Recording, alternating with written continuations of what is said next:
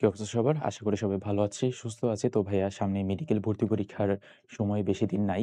তো আমরা মেডিকেল ভর্তি পরীক্ষায় বোটানি টোটালটা আজকে দেখার চেষ্টা করব ১ ঘন্টার মধ্যে যতটুকু পারা যায়।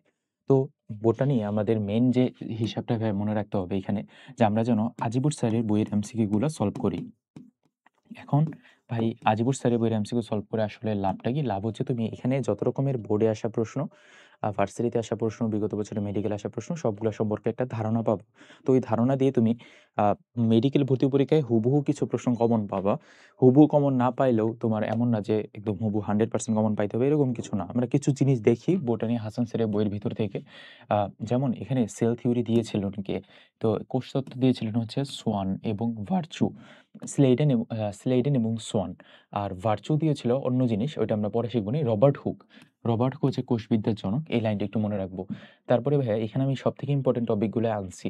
আদি কোষ এবং প্রকৃত কোষের মধ্যে মেইন ডিফারেন্সটা কোথায়? আদি কোষের রাইবোজোম হচ্ছে 70s রাইবোজোম, প্রকৃত কোষের হচ্ছে 80s রাইবোজোম। এটা একটু মনে রাখবো। আর অপেরন মডেল এটা কিন্তু একটা আদিকোষী বৈশিষ্ট্য। অপেরন থাকে আদিকোষীতে আর ওদিক দিয়ে অপেরন থাকে না। তারপরে দেখি উদ্ভিদের যে উদ্ভিদ কোষের যে একটা ছক দেওয়া আছে, এই ছকের মধ্যে আমরা একটু এটা পুরাটা আমরা আশা করি মোটামুটিভাবে পারি। কিন্তু যেটার মধ্যে সবথেকে ইম্পোর্টেন্ট ব্যাপার এটা হচ্ছে নিঃসৃত পদার্থগুলা কি, কি? নিঃসৃত পদার্থগুলোর মধ্যে মনে রাখার টেকনিক হচ্ছে হাইপেন, HI হাই PEN এরকম টেকনিক। তো H দিয়ে হচ্ছে হরমোন, P দিয়ে হইতেছে পিগমেন্ট, E দিয়ে হইতেছে এনজাইম আর N দিয়ে হইতেছে নেকটার। তারপরে ভাইয়া এখানে দেখো কিছু, কিছু পদার্থ আছে যেগুলো হচ্ছে ঝিল্লিবদ্ধ আর কিছু, কিছু মানে অঙ্গাণু আছে যেগুলো হচ্ছে ঝিল্লিবিহীন। তো এখানে ভাইয়া ঝিল্লিবিহীন অঙ্গাণুগুলা মনে রাখার টেকনিক হচ্ছে ঝিল্লিবিহীন মামারাশের। তো মা দিয়ে হইতেছে মাইক্রোটিউবুল, মা দিয়ে মাইক্রোফিলামেন্ট, রা দিয়ে রাইবোজোম, সেরাতে সেন্ট্রিওল। তো এই কয়টা পয়েন্ট খুব ইম্পোর্টেন্ট। এই কয়টা পয়েন্ট যেন আমরা ভাইয়া পরীক্ষার হলে পারি যে কারা, কারা ঝিল্লিবিহীন অঙ্গাণু, কারা, কারা ঝিল্লিবদ্ধ অঙ্গাণু। ঝিল্লিবদ্ধ অঙ্গাণুর মধ্যে মেক্সিমাম হচ্ছে দ্বিস্তরী। দ্বিস্তরী মানে ২ টা লেয়ার থাকে। শুধুমাত্র একস্তরী হচ্ছে আ লাইসোজোম, লাইসোজোম হচ্ছে 1, গ্লাইওক্সিজোম হচ্ছে 1 এবং পারক্সিজোম হচ্ছে 1। এগুলো হচ্ছে একস্তরী। বাকিগুলো হচ্ছে দ্বিস্তরী। এতটুকু মাথায় রাখবো। পরবর্তীতে টপিকে যদি আসি কোষপ্রাচীর। কোষপ্রাচীরের মধ্যে আমাদের প্রাথমিক প্রাচীর থাকে। প্রাথমিক প্রাচীর কি দ্বারা গঠিত? সেকেন্ডারি প্রাচীর থাকে। এগুলো একটু দেখে নিব। মেইন হিসাব হচ্ছে কোষপ্রাচীরের যে ক্ষুদ্রতম গাঠনিক একক ওটা হচ্ছে মাইসিলি। এরকম একটা লাইন আছে। দেখো মাইসিলিকে বলা হয় কোষপ্রাচীরের ক্ষুদ্রতম গাঠনিক একক এবং কয়েকটা মাইসিলি মিলে তৈরি করে ম্যাক্রোফাইব্রিল, তারপরে মাইক্রোফাইব্রিল এভাবে সামনের দিকে আগায় একটা কোষপ্রাচীর গঠন হয়। তো প্রোটোপ্লাজমের মধ্যে আমরা মনে রাখবো প্রোটোপ্লাজম হচ্ছে জীবনের ভৌত ভিত্তি। সবথেকে ইম্পোর্টেন্ট লাইন ভাই এটা। প্রোটোপ্লাজমের চলনের মধ্যে ২ ধরনের চলন পাওয়া যায়, একমুখী এবং বহুমুখী। তো বহুমুখী বাণিজ্য কথাটা আছে না? বাণিজ্য মানে ট্রেড। তো আমি এভাবে মনে রাখবো যে বহুমুখী ট্রেড হয়। তো ট্রেড দিয়ে ট্রাডিশানিয়া। আর একমুখীর মধ্যে এক্সাম্পল পাতা ঝাঁঝি, এক পাতা টেকনিক এরকম এক পাতা। পরবর্তীতে ভাইয়া এখানে আর মোটামুটি কিছু নাই। তো প্লাজমা মেমব্রেন বা কোষঝিল্লির মধ্যে আরো অনেকগুলা কথাবার্তা আছে যেমন ইউনিট মেমব্রেন মডেল দিয়েছিল কে? মেইন কথা হচ্ছে এখানে ফ্লুইড মোজাইক মডেল দিয়েছিলেন কে? ফ্লুইড মোজাইক মডেলের মধ্যে আছেটা কি? প্রশ্নগুলো এরকমভাবে দেয়। তো সবার ১ম এ আমরা যদি প্লাজমা মেমব্রেন এ চলে যাই কোথায়? এটাই। প্লাজমা মেমব্রেন এর মধ্যে ফ্লুইড মোজাইক মডেল দিয়েছিল হচ্ছে আ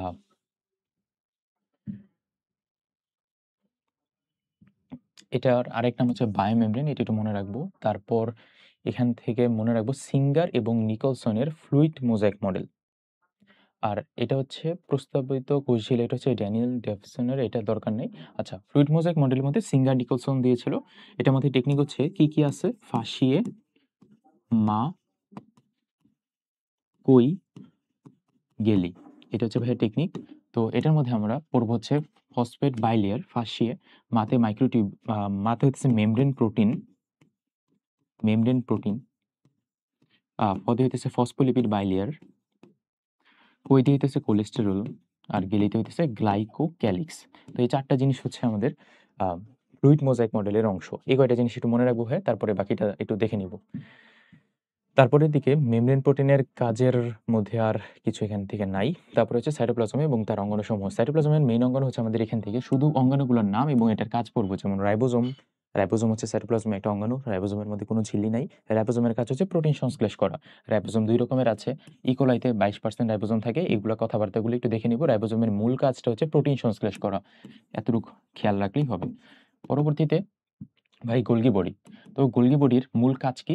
আর গোলগি বডির আরো কিছু নাম আছে, নামগুলা পড়বো। যেমন কোষে ট্রাফিক পুলিশ বলা হয় কাকে? গোলগি বডিকে। গোলগি বডির মূল কাজ হচ্ছে তোমার প্রোটিন বাদ দিয়ে অন্য কিছু সিনথেসিস করা, প্যাকেজিং করা, এই টাইপের কথাবার্তাগুলা পাবা। তো ইম্পোর্টেন্ট একটা লাইন আছে এখানে, গোলগি বডিকে বলা হয় কার্বোহাইড্রেট ফ্যাক্টরি। তারপর ভিটামিন সি সঞ্চয় করে শুক্রাণুর অ্যাক্রোজোম গঠন করে কে? এই প্রশ্নটা খুবই ইম্পোর্টেন্ট। পরে দেখে লাইসোজোমে চলে আসবো। লাইসোজোম হচ্ছে আ অটোফ্যাগি একটা অটোফ্যাগি। এটার মধ্যে স্টেবিলাইজার এবং লেবিলাইজার থাকে। স্টেবিলাইজারের উদাহরণ হচ্ছে কোলেস্টেরল এবং কর্টিজেন। তারপর এখানে সরাসরি চলে যাবা, লাইসোজোমকে বলা হয় অটোলাইসিস করে অটোফ্যাগি বা স্বগ্রাসী একটা সুইসাইডাল ব্যাগ একটা অঙ্গাণু। তো ভাইয়া এটা খুব ইম্পোর্টেন্ট, লাইসোজোমের কাজ কি? লাইসোজোম থেকে হাইলুরোনিডেজ এনজাইম নিঃসৃত হয়। রাইবোজোম, লাইসোজোমের ডিফারেন্সটা একটু দেখে নিব। এন্ডোপ্লাজমিক রেটিকুলাম থেকে কিছু পড়ার দরকার নেই। তুমি সরাসরি চলে যাবা ভাইয়া স্মুথ এন্ডোপ্লাজমিক রেটিকুলাম এবং রাফ এন্ডোপ্লাজমিক রেটিকুলামের মধ্যে পার্থক্য।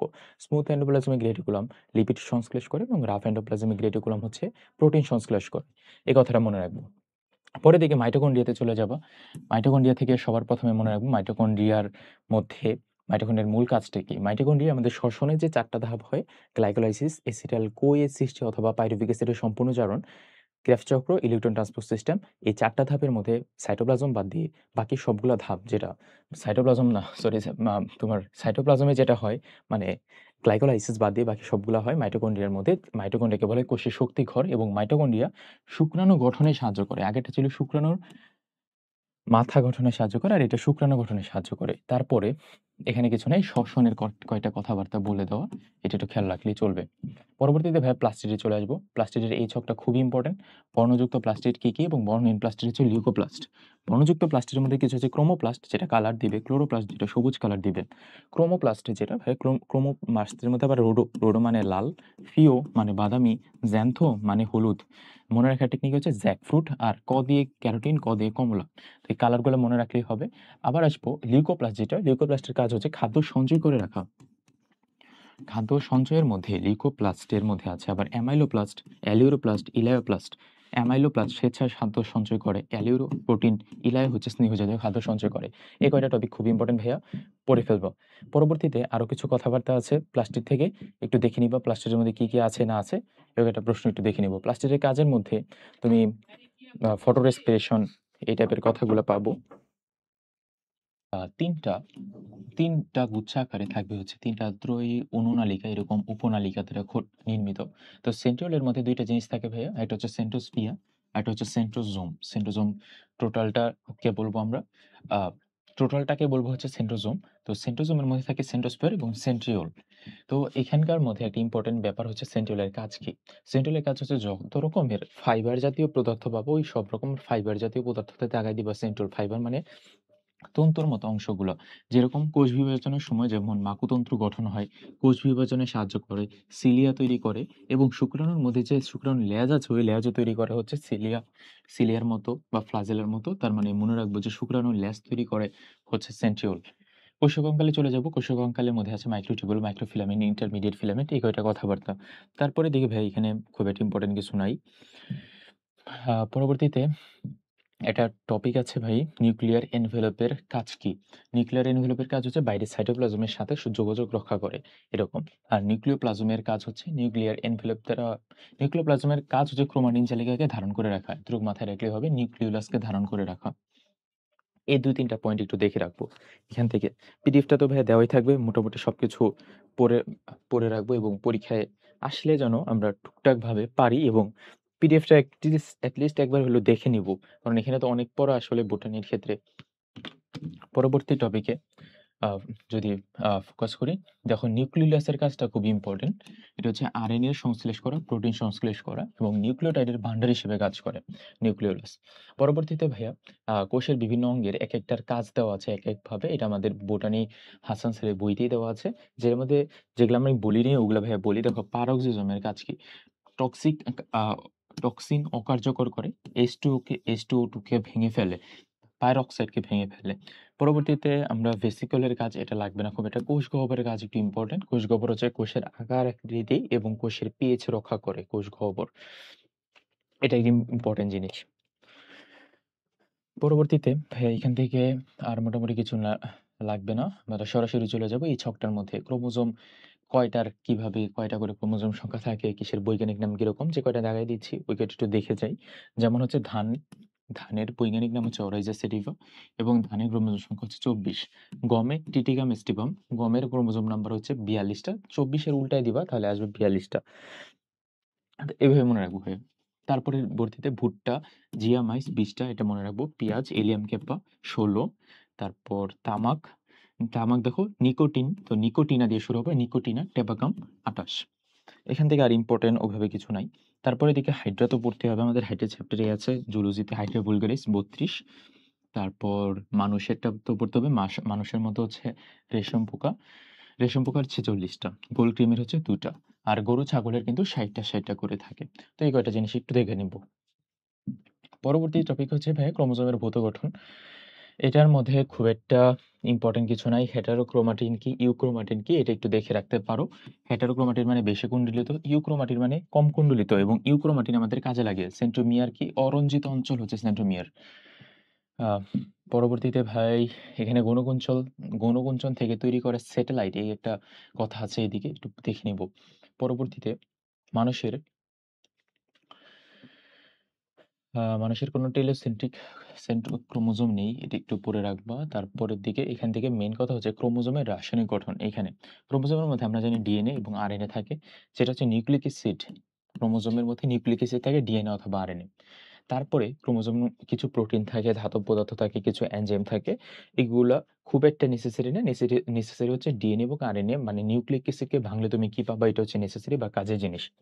নিউক্লিক অ্যাসিডকে ভাঙলে তুমি এই ৩ টা জিনিস পাবা। একটা হচ্ছে নাইট্রোজেন বেস, তারপর হচ্ছে পেন্টোজ সুগার, আর হচ্ছে ফসফেট। তো এই ৩ টা জিনিসের মধ্যে ৩ টা জিনিসকে বলা হয় একত্রে আমরা ডিএনএ অথবা আরএনএ বানাতে পারবো, যেটা হচ্ছে নিউক্লিক অ্যাসিড। তার পরবর্তীতে নিউক্লিক অ্যাসিডের মধ্যে আরএনএতে 90% সাইটোপ্লাজম এবং বাকি 10% নিউক্লিয়াসে থাকে। তারপর এখানে আর ওইভাবে খুব একটা কিছু ইম্পোর্টেন্ট কিছু নাই। তো নাইট্রোজেন বেস যেটা আছে ২ রকমের। একটা হচ্ছে পিউরিন বেস আর একটা হচ্ছে পাইরিমিডিন বেস। তো ভাইয়া পিউরিন বেস হচ্ছে কি কারা? আর পাইরিমিডিন বেস কারা? পাইরিমিডিন হচ্ছে সি আর টি, সিটি। আর পিউরিন বেস হচ্ছে এ আর জি, অ্যাডিনিন আর গুয়ানিন। তো অ্যাডিনিনের সাথে আবার থাইমিন ডাবল বন্ডে যুক্ত হয়। গুয়ানিনের সাথে সাইটোসিন ট্রিপল বন্ডে যুক্ত হয়। পরবর্তীতে এখানে ভাই কিছু নাই। তারপর হচ্ছে ডিএনএ এর একটা টোটাল আ সামারি দেওয়া আছে। আমরা জানি ডিএনএ ডাবল হেলিক্সের মডেল আছে, ওয়াটসন এবং ক্রিকের ডাবল হেলিক্সের মডেল। ওই ডাবল হেলিক্সের মডেলের মধ্যে এই যে এর সাথে টি এবং সির সাথে জি বন্ডের মাধ্যমে যুক্ত থাকে, এবং এই বন্ডের মাধ্যমে যুক্তর মাধ্যমে আল্টিমেটলি একটা চার-গ্রুপস রুলও আছে যে, যে পরিমাণে পিউরিন বেস থাকে সেই একই পরিমাণে পাইরিমিডিন বেস থাকতে হবে। এরকম কিছু কথা পাবো। তারপরে একটা হেলিক্সের ঘূর্ণনের ব্যাস কত? হেলিক্সের ঘূর্ণনের ব্যাস হচ্ছে ভাই 20 অ্যাংস্ট্রম। তো একটা যে হেলিক্স গঠন করে ডিএনএ এর, এই হেলিক্সের ঘূর্ণনের দৈর্ঘ্য কত? 34 অ্যাংস্ট্রম। এখানে কয়টা হাইড্রোজেন বন্ড আছে? 10 টা হাইড্রোজেন বন্ড আছে একটা ঘূর্ণনের মধ্যে। তাহলে একটা সিঁড়ি থেকে আরেকটা সিঁড়ির মধ্যবর্তী দূরত্ব কত? 3.4 অ্যাংস্ট্রম। এই টাইপের প্রশ্নগুলো একটু পড়ে যাব। তারপরে ডিএনএ এর আণবিক ওজন কত? 10^6 থেকে 10^9। পরবর্তীতে এখানে আর ওইভাবে কিছু নাই। ট্রান্সক্রিপশন আর ট্রান্সলেশন নিয়ে কথাবার্তা বলে দেওয়া। পরবর্তীতে তার আগে ডিএনএ এবং আরএনএ এর মধ্যে মূল পার্থক্যটা আমরা একটু পড়ে নিই। বেসিক পার্থক্যটা। মেইনলি ডিএনএ এর মধ্যে আমরা যখন আ এই যে নাইট্রোজেন বেস গুলো পড়েছি ওইখানে থাইমিন থাকে ডিএনএ তে, আর আরএনএ তে থাকে ইউরাসিল। এই কথাটা প্রথমত মনে রাখতে হবে। এদিকে থাইমিন থাকে আর এখানে থাকে ইউরাসিল। ডিএনএ হচ্ছে ডাবল হেলিক্স থাকবে। মানে ডাবল ভাবে পেঁচানো ঘূর্ণানো থাকবে। এটা হচ্ছে এক সূত্রক থাকবে আরএনএ। তো এটাই। হ্যাঁ। তার পরবর্তীতে আসবো ডিএনএ যে রেপ্লিকেশন হয়। দেখো আমি একটা লাইন লিখি, ডিএনএ থেকে ডিএনএ বানানোর যে প্রসেস সেটা হচ্ছে ডিএনএ রেপ্লিকেশন। এটা হয় অর্ধ সংরক্ষণশীল পদ্ধতিতে। ডিএনএ থেকে যে এমআরএনএ বানানোর প্রসেস, ওই বানানোর প্রসেসকে বলা হয় ট্রান্সক্রিপশন। এবং এখানে প্রধান এনজাইম লাগে আরএনএ পলিমারেজ। mRNA থেকে যে প্রোটিন বানানোর যে প্রসেস, ওটা হচ্ছে ট্রান্সলেশন। ট্রান্সলেশনের জন্য একটা প্রধান এনজাইম হচ্ছে অ্যামিনো অ্যাসিড টিআরএনএ সিনথেস। এটা একটু মাথায় রাখবো। তো এখানে ভাইয়া ডিএনএ থেকে ডিএনএ বানানোর যে প্রসেস আ ট্রান্স কি বলে রেপ্লিকেশন। রেপ্লিকেশনের জন্য প্রধান এনজাইম যেটা ডিএনএ পলিমারেজ। তো ডিএনএ পলিমারেজের মূল কাজই হচ্ছে তোমার আ পরিপূরক স্ট্র্যান্ডকে যুক্ত করবে। বাট বাকি আদার্স আরো কিছু এনজাইমের নাম দেওয়া আছে, আরো কিছু উপাদানের নাম দেওয়া আছে। যেমন টোপোআইসোমারেজ। টোপোআইসোমারেজ টোপো দিয়ে অতিমাত্রায় পেঁচানো অবস্থায় খুলে দেয়। হেলিকেজ দিয়ে হেলিক্সের প্যাচ খুলে দেয়। জাস্ট কয়েকটা করে ওয়ার্ডের সাথে ওয়ার্ড মিল রাখবা তুমি। সিঙ্গেল স্ট্র্যান্ড বাইন্ডিং প্রোটিন এসএসবিপি এটা ডিএনএর একক স্ট্র্যান্ডের সাথে যুক্ত করে পুনরায় এই দ্বিতন্ত্রী ওয়ার্ডটা মনে রাখবো। আবার যেন দ্বিতন্ত্রী অবস্থায় ফিরে না সেটা দেখে লাইগেজ এনজাইম যেটা এটা ওকাজাকি খণ্ডকে অ্যাড করে। তো লাইগেজ হচ্ছে ওকাজাকি খণ্ডকে অ্যাটাচমেন্টে আনে। এটা একটু মাথায় রাখবো। আর প্রাইমেজ হচ্ছে প্রাইমারকে সংযুক্ত করে। দেখো পুরা লাইন কিন্তু আমি বললাম না আর পড়াইলামও না। আমি নিজে পুরা লাইনও পড়তাম না। জাস্ট একটা করে ওয়ার্ডের সাথে মিলায়ে পড়বা তাহলে তোমার জন্য সুবিধা হবে ভাইয়া। পরবর্তীতে এগুলা নট নেসেসারি। তারপর রেকন, মিউটন, রেপ্লিকন এগুলা কি? সিস্টেম হচ্ছে জিন কার্যের একক। এই পয়েন্ট একটু পড়ে রাখবো। পরবর্তীতে কোষ বিভাজন চ্যাপ্টারে চলে আসবো। কোষ বিভাজনের মধ্যে শুরু থেকে কিছু ছোটখাটো কথাবার্তা বলে দেওয়া আছে। হেমাটোসিসের আরেক নাম প্রত্যক্ষ কোষ বিভাজন, মাইটোসিসের সমীকরণিক বিভাজন, মিওসিসের আরেক নাম রাশিমূলক বিভাজন। এটা তুমি জানোই। মিওসিসে এটা টেকনিক মনে রাখবো যে মিওসিসে মি নি মিওসিসে নিউক্লিয়াসের বিভাজন ২ বার হয়। টি দিয়ে 2 টাইমস। আর নি দিয়ে নিউক্লিয়াস। মিওসিসে নিউক্লিয়াসের বিভাজন ২ বার হয়। আর বাকিটা হয় ১ বার। বাকিটা হয় ১ বার মানে আমরা মিওসিসে একটা লাইন পড়ছিলাম যে মিওসিসে ক্রোমোজোমের বিভাজন হয় ১ বার, কিন্তু নিউক্লিয়াসের বিভাজন হয় ২ বার। এরকম একটা লাইন পড়ছিলাম। তখন ওইটা উল্টাপাল্টা বাজে দেখে আমরা মনে করি নিউক্লিয়াসের বিভাজন ২ বার হয়। পরবর্তীতে এখানে আর কিছু লাগবে না। সমীকরণিক বিভাজন এখানেও নিউক্লিয়াসের বিভাজন ১ বার, ক্রোমোজোমের বিভাজন ১ বার। এই লাইনটা দেওয়া আছে মানে এক করে থাকে। সমীকরণিক বিভাজনে মাইটোসিস ধাপের মধ্যে আমরা সবার প্রথম মানে সবার ইম্পোর্টেন্ট এটা কাহিনীতে চলে যাব। এটা হচ্ছে হাওয়ার্ড ও প্ল্যাঙ্কের যে কোষচক্র, এই কোষচক্রের মধ্যে টোটাল কোষচক্রের মধ্যে বিভাজন পর্যায় অর্থাৎ মাইটোসিস পর্যায় হচ্ছে ৫ থেকে ১০%। বাদবাকি ইন্টারফেজ দশা হচ্ছে ৯০ থেকে ৯৫%। ইন্টারফেজ দশা আবার ভাই ৩ টা ভাগে ভাগ করা হইছে। G1, S আর G2। তো G1 দশা ৩০ থেকে ৪০, S ৩০ থেকে ৫০ আর G2 হচ্ছে ১০ থেকে ২০। খুবই ইম্পোর্টেন্ট। G1, S, G2 ৩০ থেকে ৫০, ৩০ থেকে ৪০, ১০ থেকে ২০।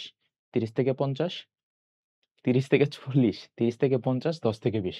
তো সিরিয়াল অনুযায়ী আমরা আগে মাথায় রাখতে হবে এটা। খুব ইম্পোর্টেন্ট। এটা ভুল করা যাবে না পরীক্ষায়। G1 ধাপে কি হয়?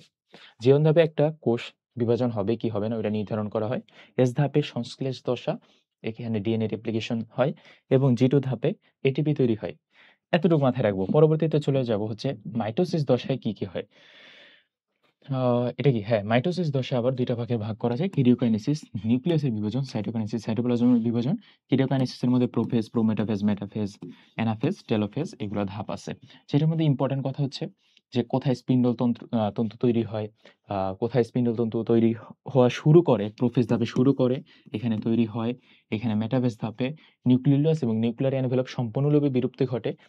মেটাফেজ ধাপে ক্রোমোজোমের সর্বোচ্চ পরিমাণে খাটো মোটা দেখা যায়, মেটাকাইনেসিস হয়। এই টাইপের যে ক্যারেক্টারিস্টিক্স ফিচার গুলো না তুমি নিজের মতো করে এখানে লিখে রাখবা। তাহলে তোমার জন্য একটা সুবিধা হবে পরীক্ষার আগে পড়তে। নইলে তুমি বই থেকেও ভিতরে পড়তে পারো। আমি বই থেকে কয়েকটা জিনিস দেখাই দেই। যেমন ক্রোমোজোমীয় নৃত্য দেখা যায় কোন ধাপে? সব তো আর দেখানোর দরকার নেই ভাই। যে পয়েন্টটা জাস্ট আসার মতো ওই পয়েন্টটা। ক্রোমোজোমীয় নৃত্য দেখা যায় পুরো মেটাফেজ ধাপে। পরবর্তীতে তুমি যদি আসো মেটাফেজ ধাপে ভাইয়া, এখানে সুপার কয়েলিং দেখা যায়, কনডেনসেশন দেখা যায়, ক্রোমোজোম গুলা আকারে ছোট হয় এবং গতি পর্যায়ে যে অ্যানাফেজের মধ্যে VLJI আকৃতি দেখা যায়। এটা খুবই ইম্পোর্টেন্ট। VLJI, ভি এর হচ্ছে ভি এর বাংলা কি? ভি শেপের বাংলা হচ্ছে মেটাসেন্ট্রিক, সাবমেটাসেন্ট্রিক, অ্যাক্রোসেন্ট্রিক আর টেলোসেন্ট্রিক। এই ৪ টা ধাপ দেখা যায়। এই ৪ টা ধাপ খুবই ইম্পোর্টেন্ট। এগুলো কিন্তু আসবে ভাইয়া। VLJI কোথায় দেখা যায়? অ্যানাফেজ ধাপে। পরবর্তীতে এখানে সাইটোকাইনেসিসের জন্য আরো ভিতরে অনেকগুলো কথাবার্তা আছে। কোষপ্রাচীর গঠিত হয়। তারপর এখানে আরো কিছু সিনোসাইটিক বলতে কি বুঝায়? বহু নিউক্লিয়াসযুক্ত উদ্ভিদ কোষকে বলে সিনোসাইটিক এবং প্রাণী কোষকে বলা হয় প্লাজমোডিয়াম। তারপর মাইটোসিসের গুরুত্ব। এখানে আরো কিছু কথাবার্তা আছে টুকটাক। অনিয়ন্ত্রিত মাইটোসিসের কারণে ক্যান্সার হয় এবং ক্যান্সারের জন্য এখানে কোষচক্র বিনষ্ট হয়। তার জন্য যে দায়ী জিন সেটাকে বলা হয় অনকোজিন এবং অনকোজিনের জন্য যে ক্যান্সার যে রাসায়নিক পদার্থ সৃষ্টি করতে উৎসাহিত করে সেটাকে বলা হয় মিউটাজিন। এই উৎসাহিত ওয়ার্ডের দিকে ফোকাস রাখবো। তারপর আ মেটাস্টেসিস কি? টিউমার ছড়িয়ে পড়াকে বলা হয় মেটাস্টেসিস। আচ্ছা, এটাই। তারপরে দেখি এখানে একটা ওয়ার্ড পাবো মাইটোটিক ইনডেক্স বলতে কি বুঝায়? মাইটোটিক ইনডেক্স হচ্ছে মাইটোসিসের কোষের সংখ্যা ডিভাইডেড বাই হচ্ছে মোট কোষের সংখ্যা। কি পরিমাণ কোষ আমার কত তাড়াতাড়ি বিভাজিত হচ্ছে ওটা হচ্ছে আমরা জানতে পারি এই মাইটোটিক ইনডেক্সের মাধ্যমে। পরবর্তী কথা ভাই মাইটোটিক ইনডেক্সের আ মানে ধারণটা মানে মাইটোটিক ইনডেক্সের ফলে কি হয় আসলে? উচ্চ মাইটোটিক ইনডেক্স একটা দ্রুত বর্ধনশীল টিউমার এটা নির্দেশ করে। এটা আমাদের একটু জানতে হবে। অ্যামাইটোসিস এবং মাইটোসিসের মধ্যে মূল পার্থক্য এগুলো তোমরা নিজেরাই পারবা প্রত্যক্ষ আরেকটা হচ্ছে পরোক্ষ বিভাজন। অ্যামাইটোসিস হয় আদিকোষিতের, মাইটোসিস হয় প্রকৃত কোষিতে। এটা আশা করি এমনি পারা যাবে। মিয়োসিস বা রাসমূলক বিভাজনের মধ্যে কি আসবে?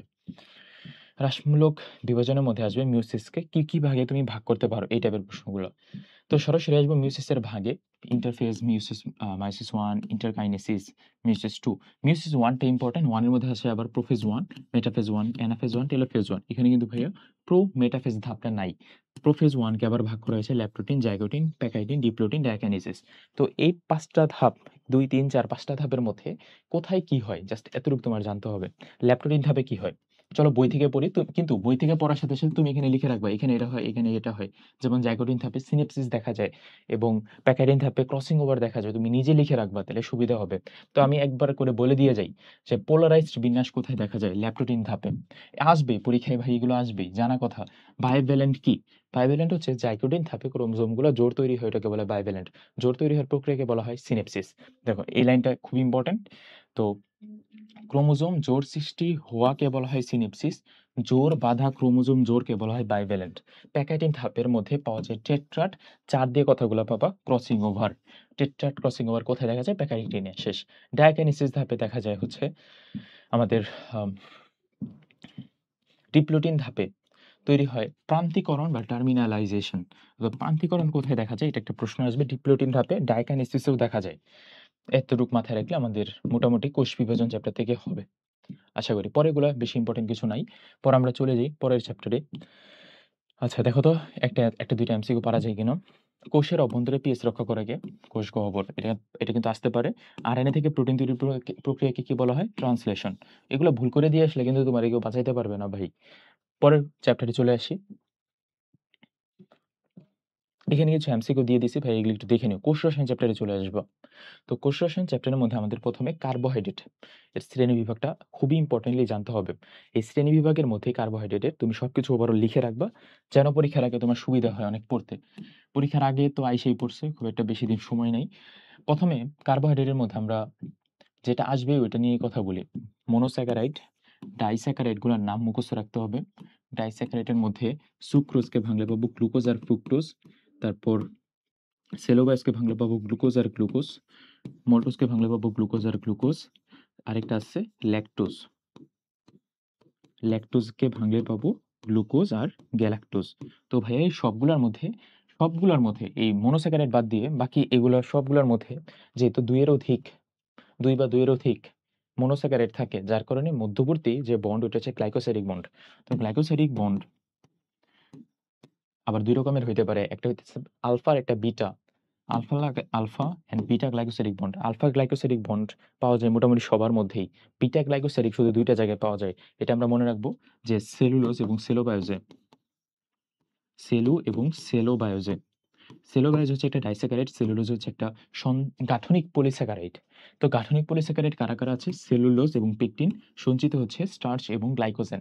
স্টার্চ হচ্ছে পাওয়া যায় উদ্ভিদে, গ্লাইকোজেন পাওয়া যায় প্রাণীতে। এতটুকুই। তারপরে স্টার্চের মধ্যে আবার অনেকগুলা ভাগ আছে। অ্যামাইলোজ, অ্যামাইলোপেকটিন অনেকগুলা কথাবার্তা আছে। অ্যামাইলোজ, অ্যামাইলোজকে ভাঙলে তুমি আ আলফা 1,4 গ্লাইকোসিডিক বন্ডের সাথে অ্যামাইলোজের মধ্যে শুধু আলফা 1,4 ই পাবো। অ্যামাইলোপেকটিন যেটা নাম বড় ওইটার মধ্যে আবার শাখাও পাওয়া যায়, শিকলও পাওয়া যায়। আলফা 1,6 বন্ডও পাওয়া যায়। তো এই কয়টা জিনিস একটু দেখতে হবে যে কোথায় কোন কার্বোহাইড্রেটের নাম কি? এটা পড়তে হবে। পরে আসবো এখান থেকে ট্রায়োজের মধ্যে অ্যালডোজ কারা, কিটোজ কারা, টেট্টোজের মধ্যে অ্যালডোজ কারা, কিটোজ কারা। একটা ছক বানাবো টোটালটা। হেক্সোজের মধ্যে আছে গ্লুকোজ, তারপর ফ্রুক্টোজ, গ্যালাক্টোজ, হেক্সোজের নামগুলো পড়বো। তো এইভাবে একটা ছক আকারে পড়বো কারা অ্যালডোজ, কারা কিটোজ। তাহলে একটা বেটার প্রিপারেশন হবে আমার কার্বোহাইড্রেট থেকে। পরবর্তীতে কারা, কারা ইকুর সুগার কোনটা, তারপর ফ্রুট সুগার কোনটা, গ্রেপ সুগার কোনটা, এগুলো কিন্তু খুব ইম্পর্টেন্ট ভাই। গ্রেপ সুগার হচ্ছে গ্লুকোজকে বলা হয় গ্রেপ সুগার। তারপরে দিকে এই যে গ্রেপ সুগার, তারপরে ভিটামিন সি তে গ্লুকোজ লাগে, মোটামুটি এগুলো পারা যাবে। গ্লুকোজ আর ফ্রুক্টোজের মধ্যে মূল পার্থক্য হচ্ছে গ্লুকোজ হচ্ছে ভাই অ্যালডোজ, মানে দুইটাই মনোস্যাকারাইড, দুইটাই হেক্সোজ, কিন্তু একটা অ্যালডিহাইড গ্রুপ থাকে, আরেকটাতে থাকে কিটোন গ্রুপ। এটা যেন আমরা কোনোদিনও ভুল না করি। অ্যালডিহাইড এবং আরেকটাতে থাকে কিটোন গ্রুপ, এটা মনে রাখবে। একটা গ্রেপ সুগার আর একটা fruit sugar, fructose, fruit sugar.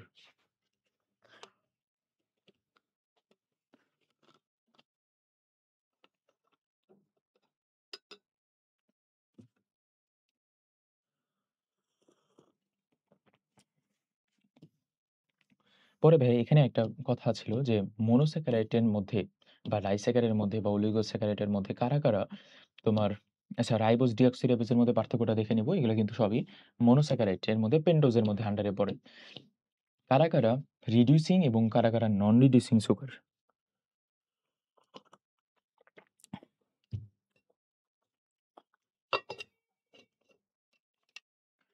এটা একটা খুব ইম্পর্টেন্ট পার্ট। রিডিউসিং সুগার হচ্ছে সকল মনোস্যাকারাইড আর ডাইস্যাকারাইড, সকল monosaccharide plus disaccharide except sucrose.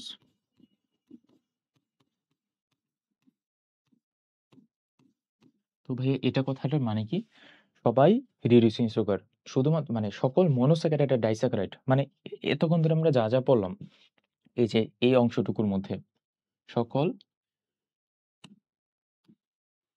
Mono এবং ডাইস্যাকারাইডের মধ্যে যা যা পড়লাম সবাই রিডিউসিং সুগার বা বিজারক শর্করা উইদাউট সুক্রোজ। সুক্রোজ হচ্ছে একটা ডাইস্যাকারাইড, কিন্তু এটা কিন্তু রিডিউসিং সুগার হবে না। এটা একটু মাথায় রাখলে এটা কিন্তু আশা করি পারা যাবে। খুব ইম্পর্টেন্ট পয়েন্ট, এটা মেডিকেলে আসে। পরবর্তীতে টপিকে আমরা চলে যাই।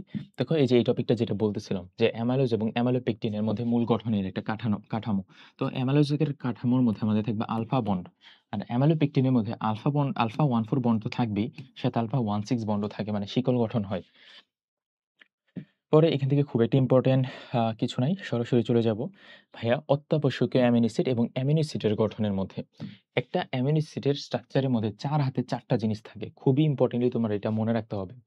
৪ হাতে ৪ টা কি, কি থাকে? একটা অ্যামিনো গ্রুপ থাকে, একটা কার্বক্সিল গ্রুপ থাকে, একটা হাইড্রোজেন গ্রুপ এবং আরেকটা আর গ্রুপ। আর গ্রুপ মানে আবার মিথাইল গ্রুপ ভাববো না। আর গ্রুপ হচ্ছে এটা ভেরিয়েবল গ্রুপ। তো একটা অ্যামিনো অ্যাসিডের সাথে একটা অ্যামিনো অ্যাসিড কিন্তু ভাই ২ টা আয়ন ফরমেশন করে, মানে একই সাথে পজিটিভ, একই সাথে নেগেটিভ আয়ন ফরমেশন করে। একটা অ্যামিনো অ্যাসিডের সাথে আরেকটা অ্যামিনো অ্যাসিড যে মধ্যবর্তী বন্ড, ওইটাকে বলে পেপটাইড বন্ড। তো পেপটাইড বন্ডের মাধ্যমে অনেকগুলো পেপটাইড বন্ড, স্পেশালি ১০০ টার বেশি পেপটাইড বন্ড মিলে একটা প্রোটিন গঠন হয়। অ্যামিনো অ্যাসিডগুলোর মধ্যে কিছু, কিছু আছে ভাই অত্যাবশ্যকীয় অ্যামিনো অ্যাসিড। মনে রাখার টেকনিক হচ্ছে ৩ টা এল দিয়ে লাইসিন, লিউসিন, আইসোলিউসিন, তারপরে M, T, V, P, T. Methionine, tryptophan, valine, phenylalanine and tyrosine. এই ৮ টা হচ্ছে যে এগুলা থ্রিওনিন, ভ্যালিন, ফিনাইলঅ্যালানিন, ট্রিপ্টোফ্যান, এই ৮ টা হচ্ছে অত্যাবশ্যকীয় অ্যামিনো অ্যাসিড। শিশুদের জন্য ২ টা এক্সট্রা অ্যামিনো অ্যাসিড আছে। সেটাকে বলা হচ্ছে আর্জিনিন আর হিস্টিডিন। ২ টা অত্যাবশ্যক এক্সট্রা আছে। পরবর্তীতে ২০ টা অ্যামিনো অ্যাসিডের কিছু তালিকাও দিছে। বাদবাকিগুলো হচ্ছে অনত্যাবশ্যকীয় অ্যামিনো অ্যাসিড। তাহলে তোমাকে যদি প্রশ্ন করে নিচের কোনটি অত্যাবশ্যকীয়, আশা করি পারবা প্রশ্নটা। তো আমিষের মধ্যে বা প্রোটিনের মধ্যে আমাদের ইম্পোর্টেন্ট যে ফিচার, প্রোটিনের এই ক্লাসিফিকেশনটা সরল প্রোটিন, যুগ্ম প্রোটিন এবং উদ্ভূত প্রোটিন। সরল প্রোটিনের মধ্যে দেখো সবগুলা নামের শেষে তুমি সবগুলা নামে সরি যুগ্ম প্রোটিনের নামের শেষে দেখো সবগুলা শেষে প্রোটিন পাবা। বাট সরল প্রোটিনের মধ্যে কোনো প্রোটিন নাম পাবা না, লাস্টেটাতে শুধু প্রোটিন নাম পাবা। এভাবে তুমি একটু একটা মুখস্থ রাখবা, স্ক্লেরোপ্রোটিন এটা একটা সরল প্রোটিন যেটা নামের শেষে প্রোটিন আছে। ওদিক দিয়ে উদ্ভূত প্রোটিন মায়ামাস এবং অ্যালবুমাস, এই দুটো এমনি পারা যাবে। এখন প্রশ্ন হচ্ছে ভাই অ্যালবুমিন, গ্লোবিউলিন, গ্লুটিনিন এগুলা থেকে কি প্রশ্ন আসবে? প্রশ্ন আসলে আসবে। প্রথম কথা, সরল প্রোটিনের মধ্যে কারা, কারা পানিতে দ্রবণীয়?